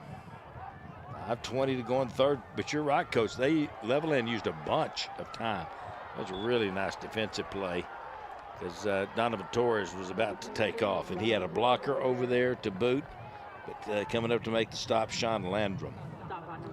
Landrum saved the day right there. They kind of tricked them just a little bit. They went unbalanced line, shifted extra blockers over to the offensive left side, and Levelland shifted with them. Donovan Torres brought it back to the right side, and Levelland was not at home there, but one guy able to get him down around the ankles. We'll go the old style here, snap it and get it inside. Here he goes. Out in the open, down the sideline. Great speed, going to cut back inside at the 12, inside the 10. He's going to score. I thought he was down. What a run by Cedric Ross. That is amazing. I can't wait to see that one again. That's why they call that position the spinner back. If you look at the very beginning of the play, for the Matador. He's going to spin and fake a handoff to Lucio like it's a sweep going around the left side. He spins complete circle around and then brings it out the right side here. And speed kills down the sideline and then just running away from that last arm tackle down there about the 10-yard line, gets him the rest of the way into the end zone. Matadors on the board, and indeed, momentum has kind of shifted in their favor. No, that was a beautiful run. They're still celebrating on the sideline with a little dance. 16-12, and the Matadors are going to line up and go for two. Have to hustle Bozeman in the ball game. He's back in the back with Bobby Ross. Probably timeout. They were missing one guy, probably Cedric Ross's position. Bozeman tried to come in late, but then Levelland opportunity to sub with it. And by that time, the play clock down near to 0. 57-yard This timeout is presented by Champion. Now here's the part, Coach, I see this. The guy's got the angle on him. He's not going to give up, though. He cuts back inside. They tried to pull it out. They spin him around, and he just keeps going. Got him face back the right direction. Went on in for the touchdown. He just kind of got lost there at the line of scrimmage in a whole lot of jerseys, a sea of black jerseys. Couldn't find the football, and his speed spits him out the outside, and he does the rest of it from there. That's a big play for Estacado. 3 big plays back to back to back, and they put themselves on the board and right back into this ball game. They really did. Those big plays, you know, you just say do it all the time like this, guys. They have the ability to do that. Bobby Ross going to take it in, and he'll run all the way through it, and he pretty much just slips through everybody. So Bobby Ross with the 2-point conversion, and it is 16-14, 2-point game. The Lobos lead the Matadors. Back with the kickoff here on the Fox 34 News Network.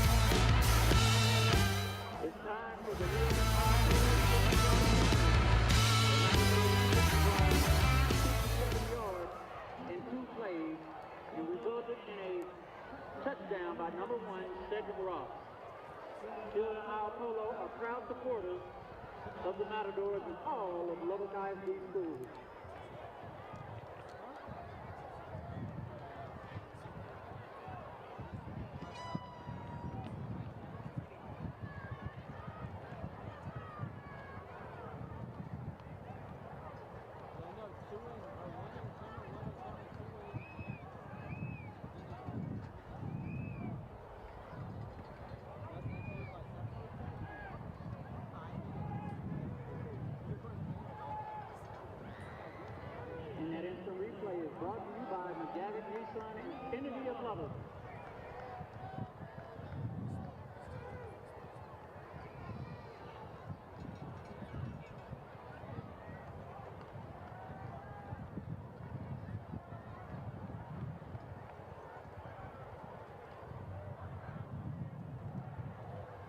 Matadors, good defensive plays, coach. 2 good sacks, and then a huge run right there by Cedric Ross. Beautiful run, and just stayed with it. Took it in from 53 yards out. 2 plays, 57 yards, and a Matador touchdown. And a 2-point conversion to Bobby Ross on the run. Yeah, that defensive stand, back-to-back sacks, seemed to just kind of energize everybody, and then that electric run right there. If they weren't energized, they ought to be now. And that's exactly right. A lot of momentum now here on the Estacado sideline. See how long they can hold it and ride it. 4:31 left to go in the third quarter. We got a lot of football left. Lucio to kick off. Going to be taken over the near side at about the 17-yard line. Runs all the way across the field, and then going to be knocked down. Coming over to make the stop is DeMonte Robinson. Caden Brogdon on the return. That's a tough return right there, to get it on one side and try to get it all the way back across the field, and especially when you're going against athletes like Estacado runs up and down the field. A lot of speed, and they got to Brogdon before he could really ever get turned up the field, and stop him there at the 27-yard line. All right, Coach, right now you're the Estacado coaches. What are you telling your team? Well, I think what they did the last time is they started sending extra bodies, trying to create havoc in the backfield, and I think that's exactly what they'll keep doing. See if that's a recipe for them to be able to, stop this running game, especially on early downs. I expect we're going to continue to see extra guys charging in there. Give it in the backfield, coming to the left side, and going down is Rodriguez. Might have been hurt a little bit on that one. It's interesting. That time they were bringing the extra player, the extra linebacker from the defensive left side, and had Bobby Ross down here on the defensive right side, right defensive end. So it's kind of like you can run this play into the blitzer, or you can try to bend it back into Bobby Ross. Neither one, very good options, and good defense again. They throw him for a loss right there and start this set of downs in their favor again. Ricky Rodriguez. He's had a pretty good night running the football.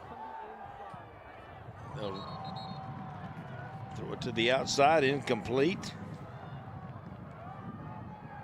And it'll be third down.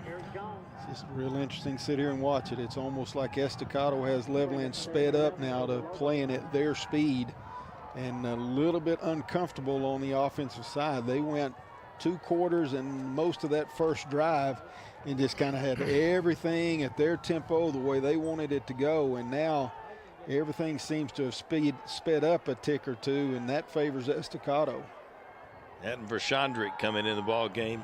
Look at him, just pushing people, chasing the quarterback. That's Vershandrick Smith. He made him run, and now he's going to get up the field and get a pretty nice run. A really nice run all the way up the field for a first down. Yeah, you got to really credit the quarterback on that one. He was absolutely caught in the backfield. 2 Estacado Matadors staring him right in the eyeball. You're going to see it right here. One of them's Vershandrick, and the other one is 45. We'll get his name here in just a second. And then from there, it's Salazar just making a play, getting ahead to pick up that first down, and probably, about a 13-yard gain. That's Raheem Hunter. Now, see, when I was putting that down in the program, you remember Raheem Hunter played here. He's graduated a couple of years ago. That's what they had. I double-checked it. Here's it. Look at him again, Coach. Just knifing through there, coming to get him, and Devin Harris, and also Darren Treston. I'm telling you, this big Vershandrick in their defensive tackle has changed. They're just not able to get off of him and get to the linebacker, get to that second level with their blocking. And again, that was Devin Harris kind of undercutting the blockers, knifing through there to make the tackle. And another big play right there on first down to set Levelland behind the chains. Second down, H-back to the right. Martin in the backfield along with Salazar. One receiver up top. That's Jones. Going to give it to Martin. He's going to be caught and thrown down by Bobby Ross. Now that's a senior right there against a freshman Martin. Although Martin has not really run like a freshman. Tried to kick him out with the pulling guard right there. Actually, it was the tackle just trying to block him one-on-one. May have been a little crease for Martin to cut up into, but he decided to bounce it to the outside. And Bobby Ross shucked the blocker and then just bulldogged the running back to the ground, and another loss right there of 3 more yards. Third down now and 16 for the Lobos. Back to pass, Salazar looking, now pump fakes, pressure coming. He's going to be, did he get rid of it? He did throw it away. He did throw it away. I think he got tricked on the Salazar, got tricked on the coverage that time. They were hoping to get Eric Jones one-on-one, but the cornerback bailed, meaning he just basically took off of there and covered the deep route. If you throw it underneath me, that's fine, but I'm not giving you the deep one. And Salazar pulled it down, didn't want to make that throw. And by that time, Bobby Ross was all over him. Another great defensive stand right there by the Estacado Matadors, forcing a punt out of Levelland. I'm telling you, this pressure game of the Matadors, Coach, is paying huge dividends. Snap is good. Punt is good. Really? Oh, I mean, he got it away. Yeah, that's out of there. That's as good as it got. Not going to be. No, it's going to be great for the Matadors. Ooh, what a 7-yard, no, 8-yard punt. I mean, it was good for Estacado. Okay. And it was 7-yard punt. That's a freshman back there. That's Martin, the freshman punting. And it worked out great for the Matadors because they will have it. Got a good look at Gavin Trevino, the center for the He's big and wide and hard to get around. He started a couple of years there at that position. Got it at their own, at the 42 of Levelland. Coming near side, trying to bounce outside, gets the corner, cuts back inside. Going to be a big gain of about 16, 17 yards on the play. It's Donovan Torres. 18 on that one. Another first down. They're staying in that single wing offensive formation. Different running back this time.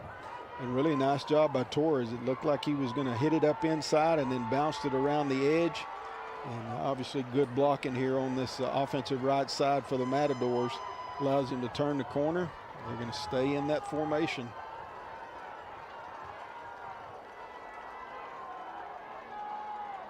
And they'll go again, just following them up in there, and Bobby Ross leading the way on that left side of that offensive line. Going to be, was it Bozeman or the carry? And Bozeman that time. Again, 62 got through there and almost wrapped him up for another loss, but good leg drive right there by Bozeman to pull through that tackle and get ahead there for about a 3-yard gain. Second down and 7 for the Matadors. 16-14, trying to get the go-ahead points right here. Darius Hall is up top. They're going to run it near side. I'd keep running. There's Bozeman. What a move. Trying to bounce to the outside. He gets there. Touchdown, Matadors. Beautiful running by James Bozeman. That makes him happy, and he needed that, Coach. He absolutely did, and made a great run right there. Following the blocking, not being in too big of a hurry. And then once he got across the line of scrimmage, he showed the ability that he has right there to get up the field and then cut it all the way back against the grain into the end zone, and the Matadors have their first lead of the night. Isn't that something? Just a great job.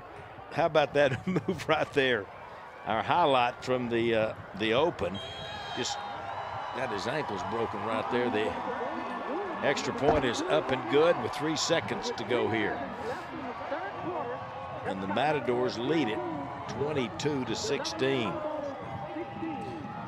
Turned in a little bully ball on both sides of the football for Estacado, sending those extra people on the defensive side, getting through the gaps and attacking in the backfield has really stifled the Levelland offense. And then when Estacado gets the ball, it's this single wing formation and pick your poison of who they want to snap it to. And that guy's just taking off running downhill hard as he can, following his blocking. And they're getting great push and great results.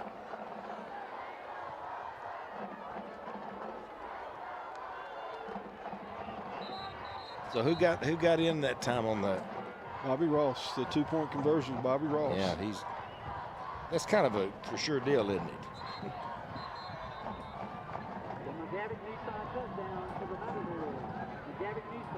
22-16, the fans up in the stands loving this Matador defense now and the way the offense is just taking over.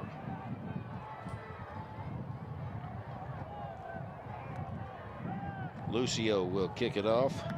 Kicking for the Matadors is number 8, Xavier Lucio. In back deep for the Levelland Lobos is number 6, Eric Jones.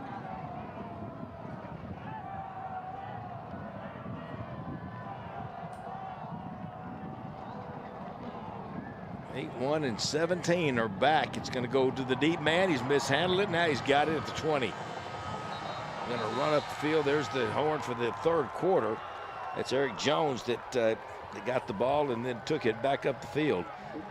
Levelland will have it when we come back.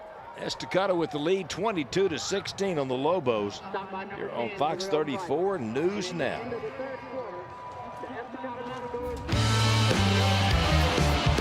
You're watching Matador football on Lubbock ISD TV.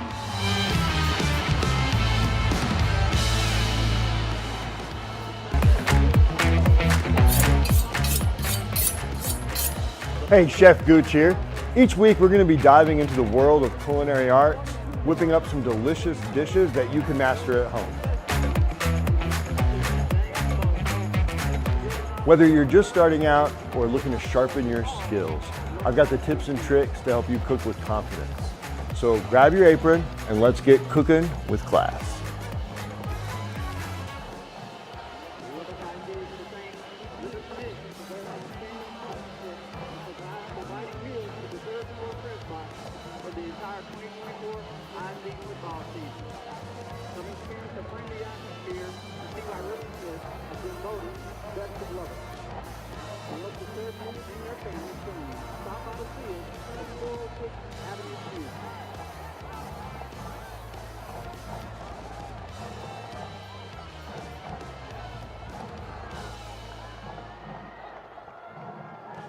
Left to go, and the Estacado Matadors got the lead at the very end of the third quarter. In fact, the horn went off, and then they put it in the end zone.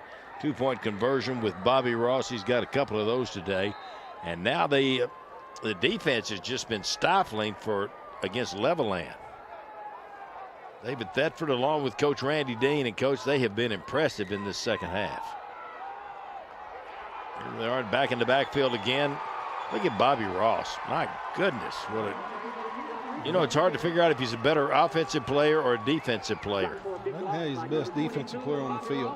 He just absolutely cannot block him. They're trying to one-on-one, and he is fighting through the block and finding the ball carrier. I think the first half they had a lot more success running away from him, but what Estacado's done is they've put Cedros over there on the other defensive end. And so now, no, that's not Ced, that's 21 over there. I'm sorry, that's Brandon Christian. And he's done a good job holding up over there on that side also.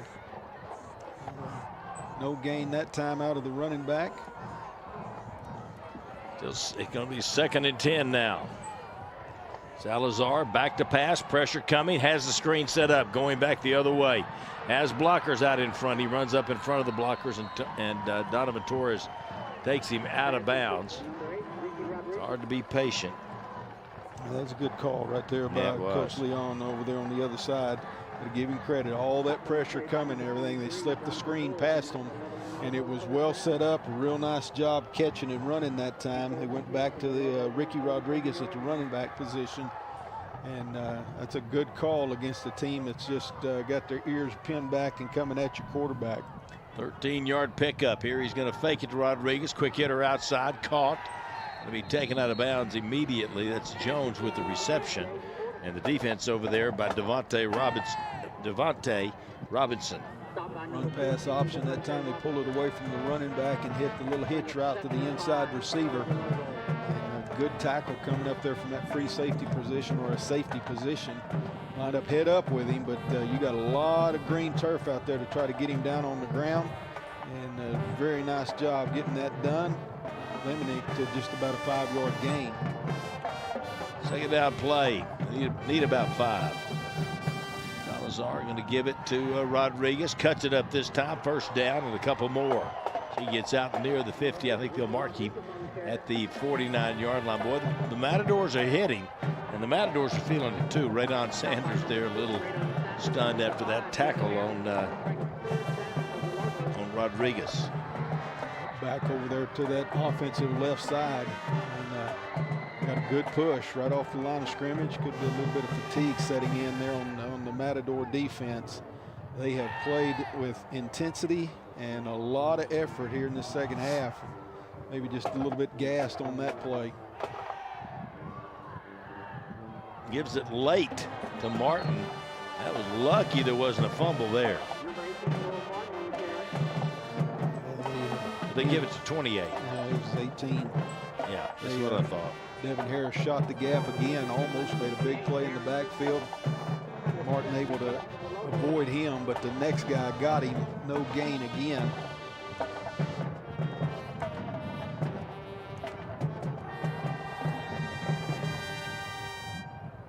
Going to be 2nd down and 10. Clock is running. 9:49 and moving on down. Estacado would like some breathing room on this one. 2nd down play, going to throw it to slant right across the middle, incomplete. Couldn't hang on to it. Threw it up there to Gage Potter, and the defense was right there. That's number 14, Devontae Robinson. Lined up, hit up with him, and got there just about the same time the ball did. Would have been a tough catch, one that Potter probably feels like he ought to have made. Quick slant from the inside receiver position. And just a pretty nice job there by Robinson to knock it loose.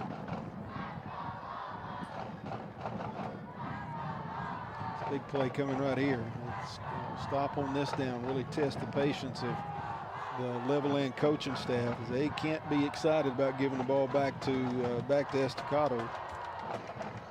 3rd and 10, pressure coming, and he's going to escape out to the right, then throw it up the field, incomplete. Another good defensive play right there, trying to get the ball up the field to Casa Niblet, but a really excellent defense by the Matadors. I think it's Chris Woodruff. 3 for Estacado. Good job sticking with the receiver right there on the scramble situation. And it is going to force Levelland into a punt formation. So good stop right there by Estacado, and they're going to have that opportunity to create that breathing room that you talked about. He had position. If he could have gotten the pass down just a little bit, Levelland would have had a shot there. Instead, going to punt it away. Uh-oh. Let's see if that's a big one or just a 5-yarder. Ooh, ball bouncing around right where the Matadors are laying on the ground. Too many black jerseys too close to that loose football. I think we especially got that guy laying on the ground. We got some cramps or something. Flag coming out here on Estacado, and it definitely ran into the kicker. Just depends on whether it's a 5 or 15-yard version. We'll take a timeout, find out about our Matador player, and give you an update on what exactly is going to transpire here with the football here on Fox 34 News Now. It is a cramp. We'll be right back.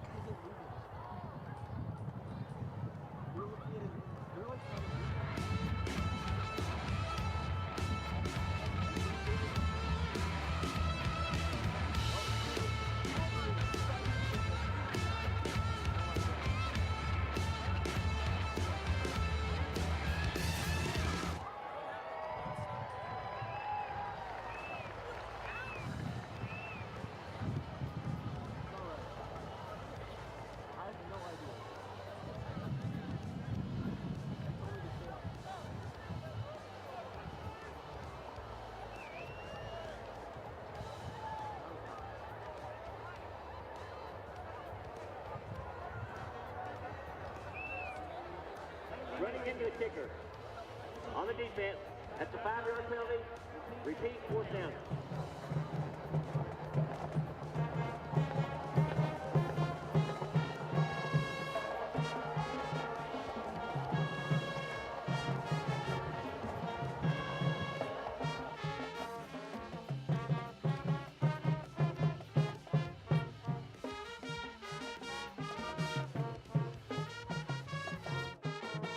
Well, our player is okay, and the penalty's not okay. It's a 5-yard running into the kicker, the small one, but it is going to move the ball up 5 yards for the Lobos, and now they will probably go for it because now they only need 5 yards instead of 10. Ball's at the 46-yard line of Estacado. Estacado going to call timeout. Maybe a little bit surprised that it wasn't another punt. Okay. We're going to stay right here. There you see the Levelland band on the far side. Not much of a road trip from Levelland to get over here, Coach. No, pretty easy. If you got to do a Thursday night trip, this is one to do it on. Yeah, it is. I will tell people out there that are listening that last night at Jones AT&T Stadium, the Fellowship of Christian Athletes had Fields of Faith. And I'm guessing, I don't know the exact number yet, and we never may know the exact number, but I would say there was around 8,000 that showed up, 8,000 to 9,000 that showed up. Kids from all over this part of they brought busloads and busloads, and just a tremendous night. And thanks to Texas Tech and all the supporters and the staff that we have that made it happen. It was a great night. All right, here's the 2-4A football. District 2, Division 2, Borger, Estacado, Levelland, Lubbock, Cooper, Liberty, and Perryton. Those are the 5 teams. We're set to go. They are lined up to go for it.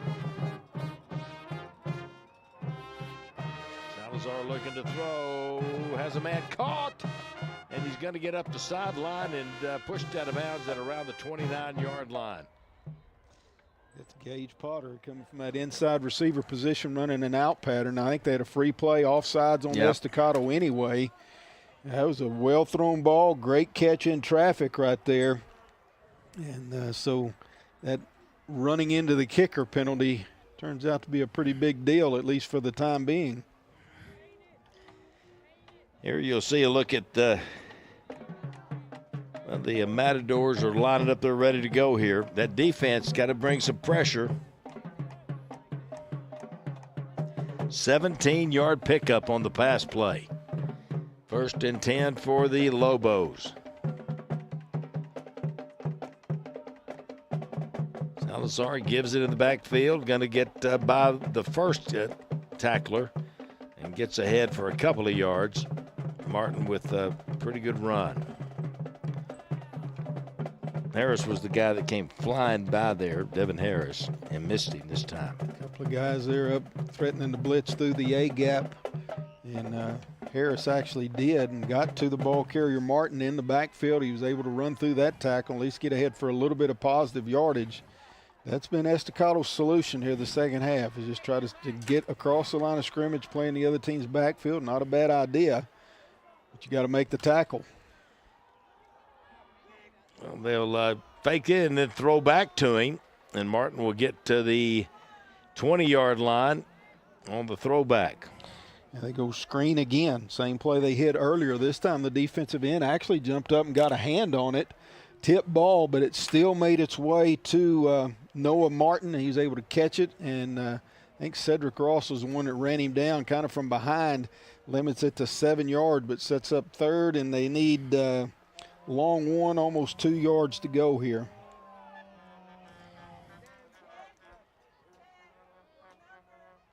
He'll get under center, take it straight. Well, let's see what we got here.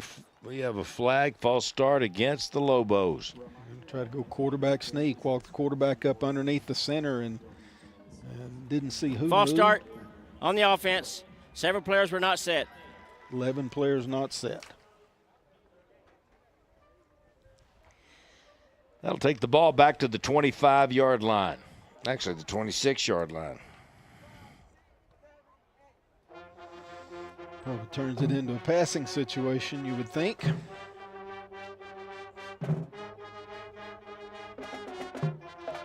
I'm telling you, the other thing, Coach, that really has made a difference was bringing big Rashandrick Smith to the defensive line. I mean, he has made a huge difference. Yeah, it has made a lot of difference there. A little harder, obviously harder to move him. Now Levelland's going to go timeout. That's their first timeout.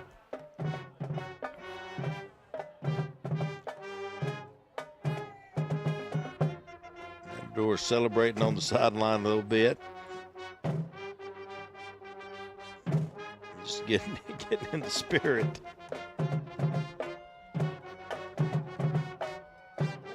It's 2 down territory here, so big plays coming for both teams.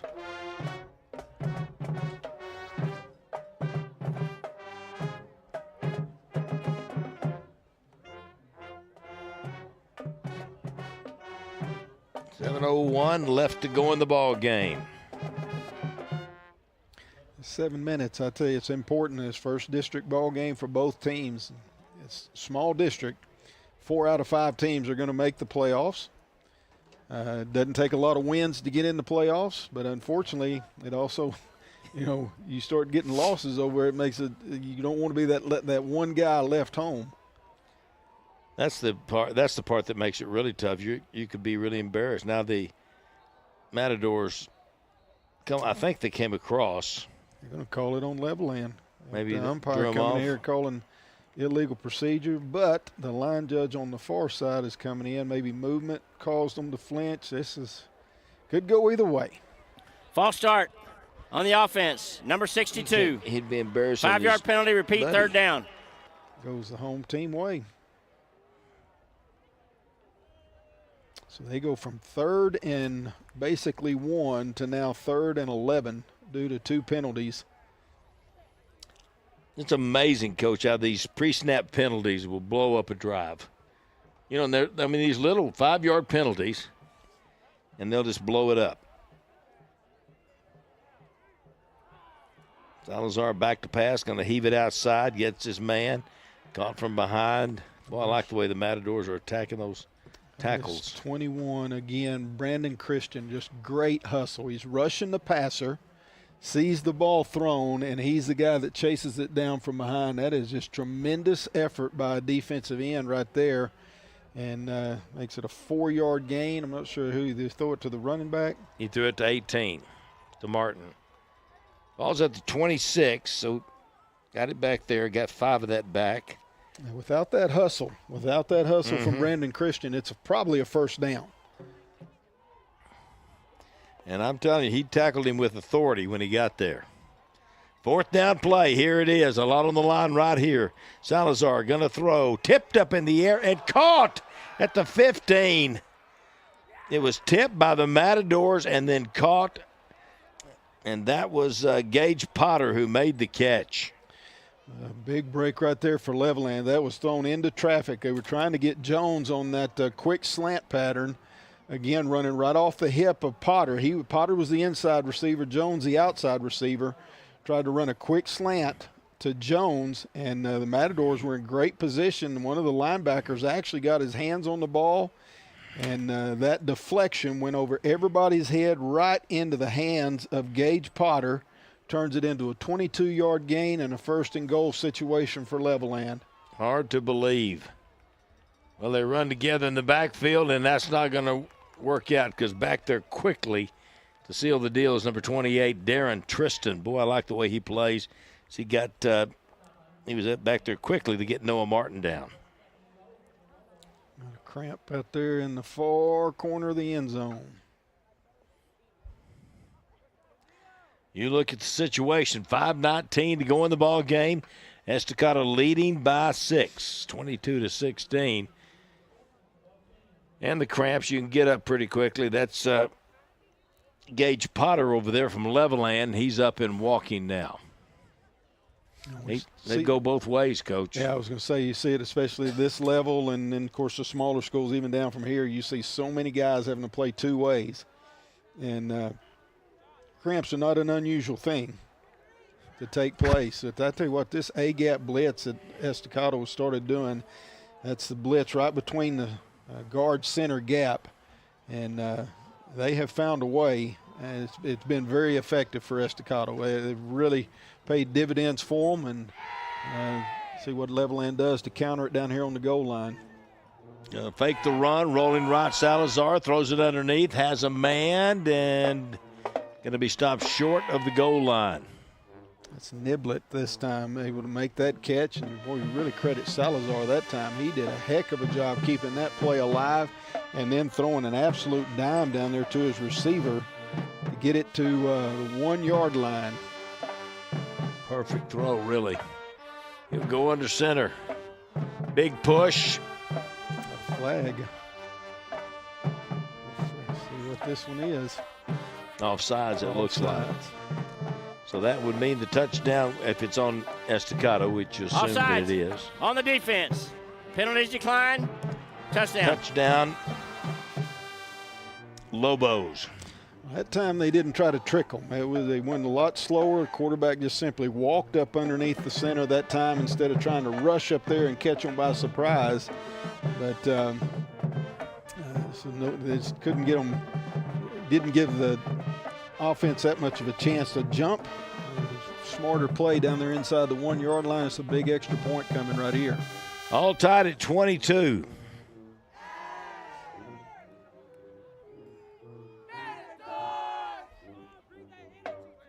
Eli Randall has it up, and it is good. And the Lobos have taken the lead. 23-22 with 4:27 to go in the ball game. Estacado gets the ball when we come back here on Fox 34 News Now.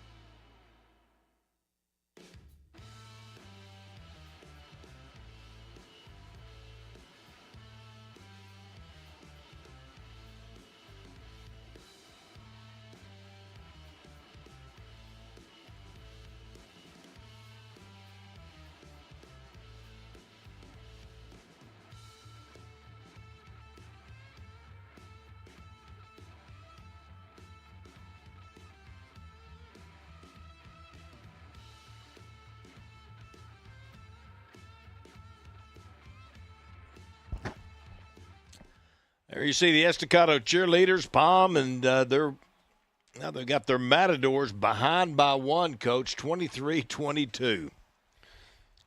Well, it's a big kickoff coming here. Estacado at times has had trouble handling the kickoff. If it gets back to one of the deep guys, anything could happen with the athleticism. Little spinner caught in the air at the 25-yard line, coming back to the near side, spun around, don't fumble, hang on to it.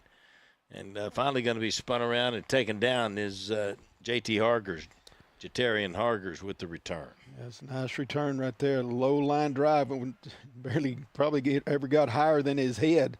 And nice job fielding it and then coming up the field right here and almost got a seam right there. So now we'll see. Estacado most likely going to go right back to that single wing formation, and Levelland had a hard time stopping them of late. So we'll see. Battle of wills coming right here. It's toughness in the trenches. Estacado from their own 36-yard line. Spinning around and taking it ahead is Donovan Torres. I mean, it is just power football right there. You got two backs in front of him leading the way with a tight end and a wing back on that side as well. And you're just trying to outnumber them and get an extra push.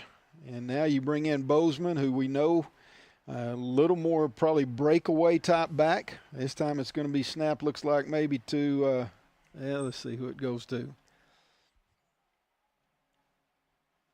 Run it up the field and reach forward.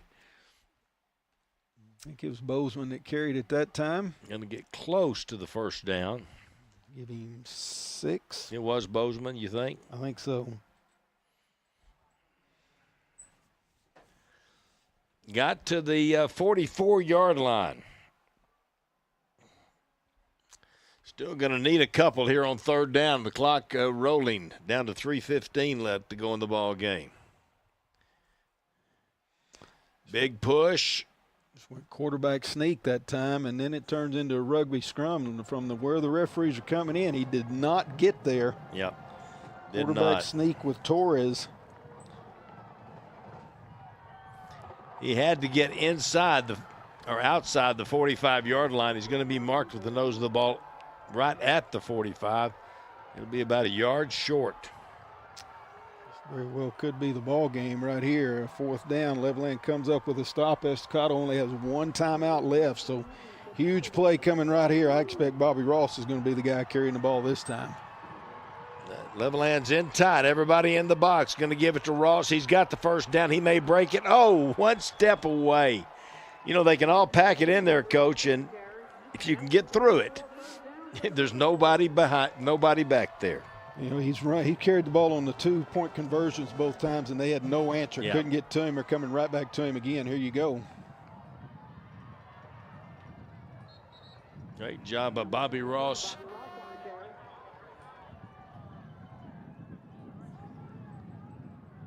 So what Bobby Ross again, 5 yards on that play. Keep missing plays and here. I think this may just be who can, will time run out before Estacado gets to the end zone the way this is looking. First down here, they come around the corner. Going to be Cedric Ross this time. Cedric with the speed, and he's tackled by number 22, Eli Randall. Clock will start running again as soon as they get the ball spotted. No gain on that play. Now they actually got 5 and a first down. They just didn't move the chain. I don't know why they hadn't moved the chains yet. Another. Yeah, he's actually. I know the feeling. Just kind of fell asleep over there. 38-yard line's where he got to. I thought it looked like he was gaining yards. Then I looked over there at the marker, and it was right where it was, at the 43. Bring it in for the old-fashioned measurement. Boy, you don't see this very often. No, you don't. Used to be a big part of the game, but now I guess he's close, give it to him. Or how many yards did I gave him 6 and 5. No, Bobby Ross got on that. He had 5 on first down. When he got the first down? 6. Okay.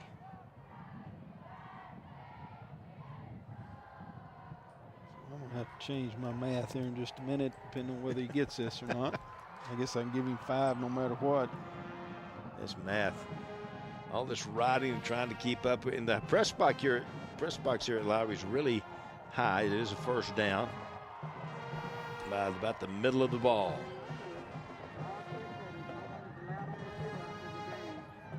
It's kind of dark when you're looking at on the monitor right here in front of me, Coach. It's really clear. I'm just going to start watching the game on this. So y'all keep a wide shot here so I can see it. I was going to say, they've run Bobby Ross here in this spinner back position on the 2-point conversions, and Levelland had no chance of tackling him. That's where he's lining up here again. Coming near side, breaking through. Gets down the sideline, cuts it back in at the 10. That flag comes in, still going. 5-yard line inside the 5, touchdown. Estacado. Cedric Ross. I don't know what the flag could be about. Face mask. Good. 38-yard touchdown. Get a look here. Chris Sneed, Kelly Robinson right there with the call. I'm going to go ask L what he thinks. I can't see who that is. Ruling on the field is a touchdown. During the play, personal foul, face mask on the defense. That penalty will be enforced on the kickoff. 38-yard run by Cedric Ross, and he's weaving and dodging and turning on the speed and doing a great job. Levelland, of course, still with 2 timeouts. And 1:23 left on the clock.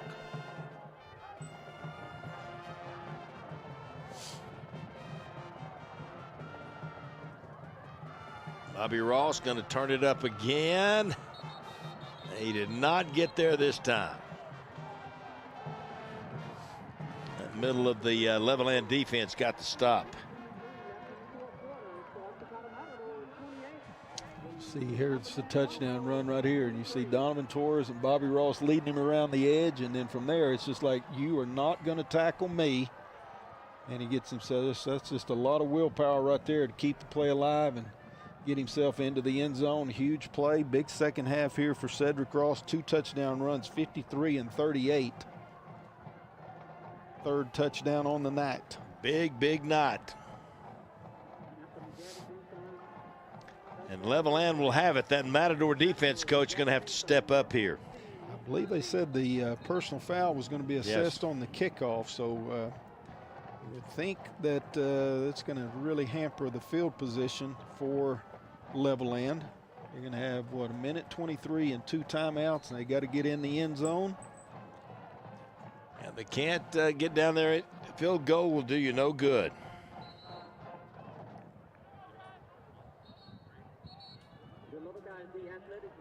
28-23.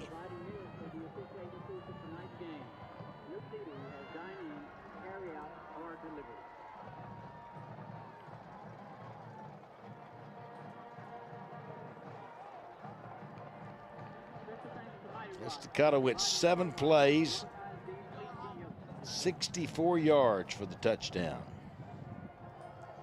They just, this little formation, a single wing is about outnumbering them, and they have done it and run into the strength of the formation, and then you got to credit the fact that they're getting the blocks taken care of as well. So that guard, tackle, tight end, and wing back that are all on that side have done an outstanding job of getting blocks and giving these running backs a little seam to run into.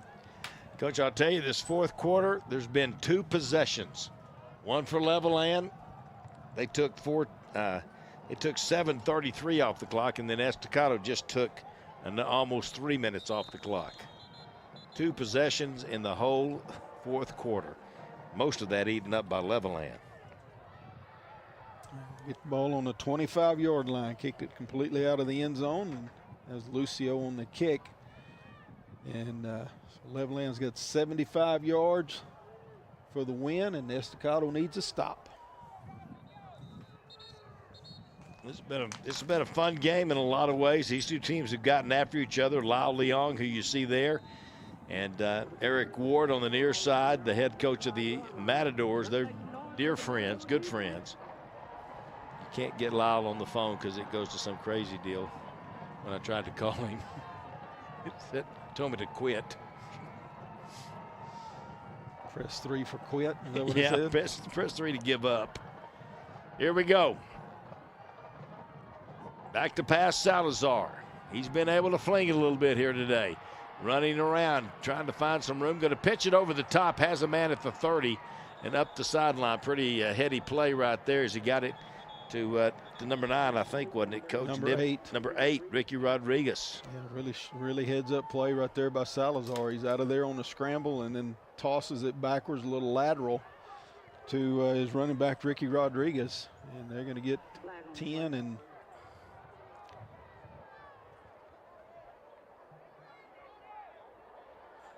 coaching up. Oh, there's a penalty. That he threw it forward. Oh, and he was past the line of scrimmage.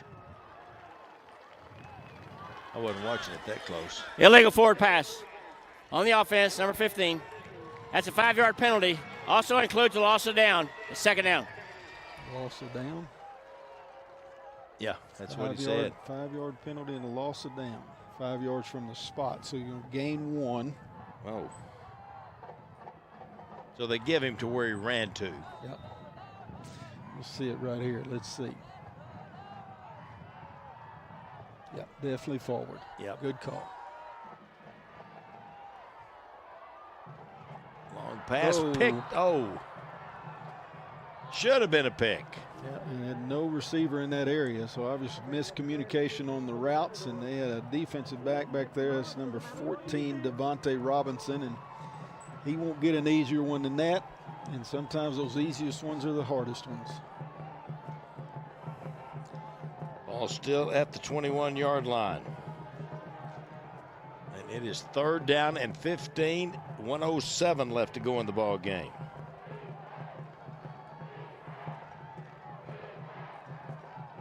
Rodriguez moves from the right-hand side to the left-hand side. Salazar, the quarterback. Straight drop, looking across the middle, overthrown. Little too tall. The Matadors were there. I think it would have been haymaker time if he had caught it. Trying to get the ball up the field that time. Number 17, Bryson Golightly. I had a chance, had him on the slant pattern right there, and actually was not that badly a thrown ball. Maybe a little bit high. Golightly had to jump a little bit, but certainly hit him in his hands and had an opportunity to make a play right there. Falls to the ground, and Levelland's down to their last chance on this 4th down and 14. Well, I got to tell you that the Lobos, I really didn't know what to expect. I've seen their scores. I watch their scores every week, and they've had some success, 4-2 on the year, but they I didn't know if they were, the talent level, and I've been impressed tonight with the Levelland Lobos, Coach. They're improved. They really are. They got a nice little ball club, and I think will be a factor in this district regardless of how this last 62 seconds plays out. I think they have certainly proven that they're capable of being one of the 4 playoff teams that go in. We don't really know anything about the other 3 other than Cooper Liberty out here being a team that's talented but young. And then you got the 2 teams from up north, Perryton and Borger, who according to scores have kind of looked like they've struggled a little bit this year. So I think Levelland's got a lot to look forward to through the year. Big 4th down play right here, ball game on the line. Here you go. Back to pass, Bobby Ross steamrolls him.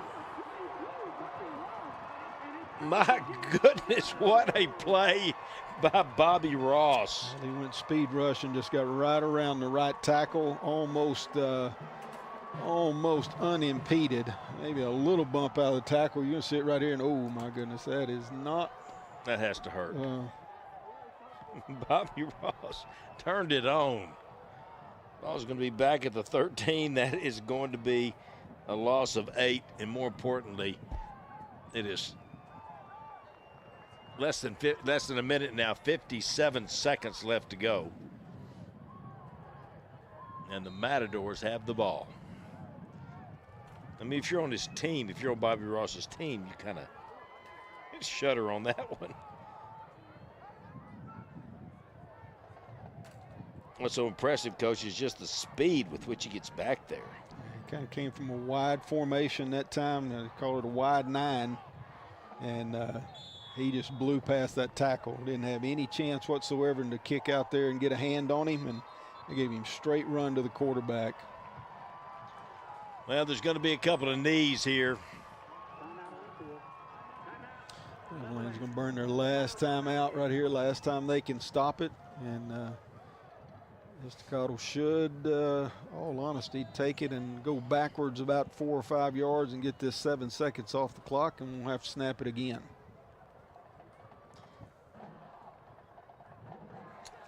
You see the Lobos on the far side. Good effort here tonight from the Levelland Lobos and their coaching staff. I like Levelland. I think it's a good place. I got South Plains College over there. A lot of good things going on over in Levelland. I liked them all the time, except when we had to go play basketball over there. I know it. Tough place to go play. Well, basketball. They were renowned for their basketball, boys and girls. Girls maybe more so than boys. They've had quite a run. Good sports town. Good farming town, too. One more knee. The clock will run. They don't need to. He didn't start it, so that ought to do it. We won't have to snap it again. What a win for the what a win for the Matadors. Well, it was a good one. A lot of things, were not going in their favor, especially going in there at halftime, and they regrouped, found something that worked on both sides of the ball. I don't know why they've stopped the clock with 33 seconds to go. I don't know either. They'll wind it, but they are going to have to snap it one more time as the play clock was at 25. So one more snap now. I got to handle it cleanly.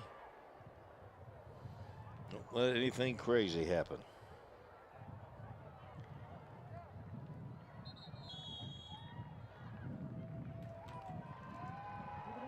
Torres takes all 3. Look at Bobby Ross.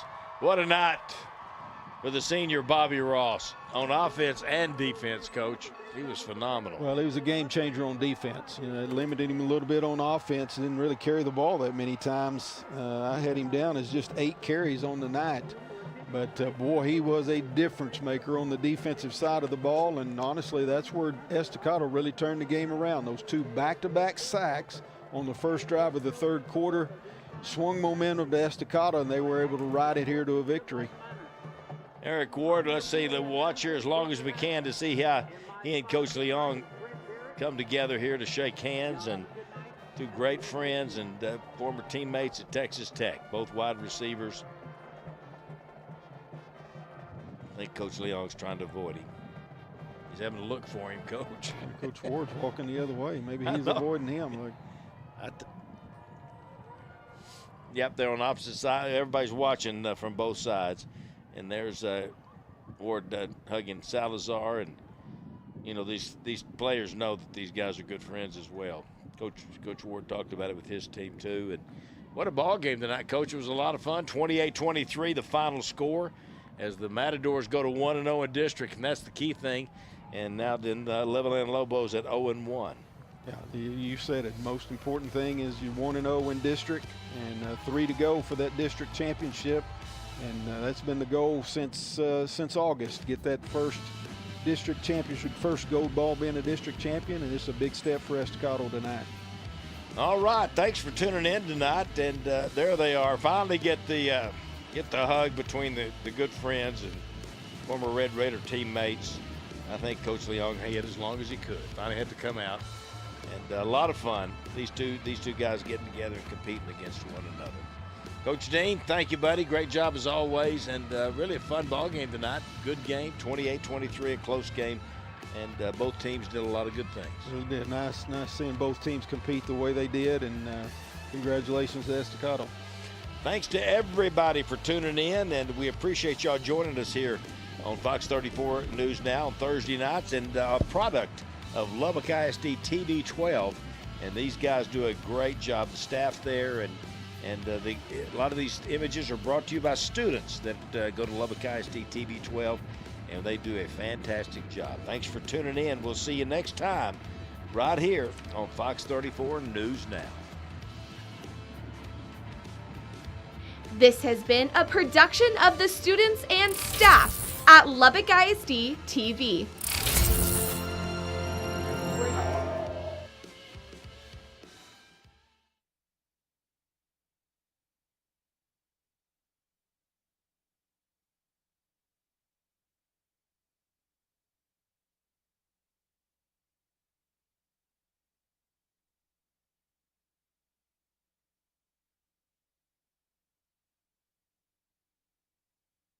Thank you.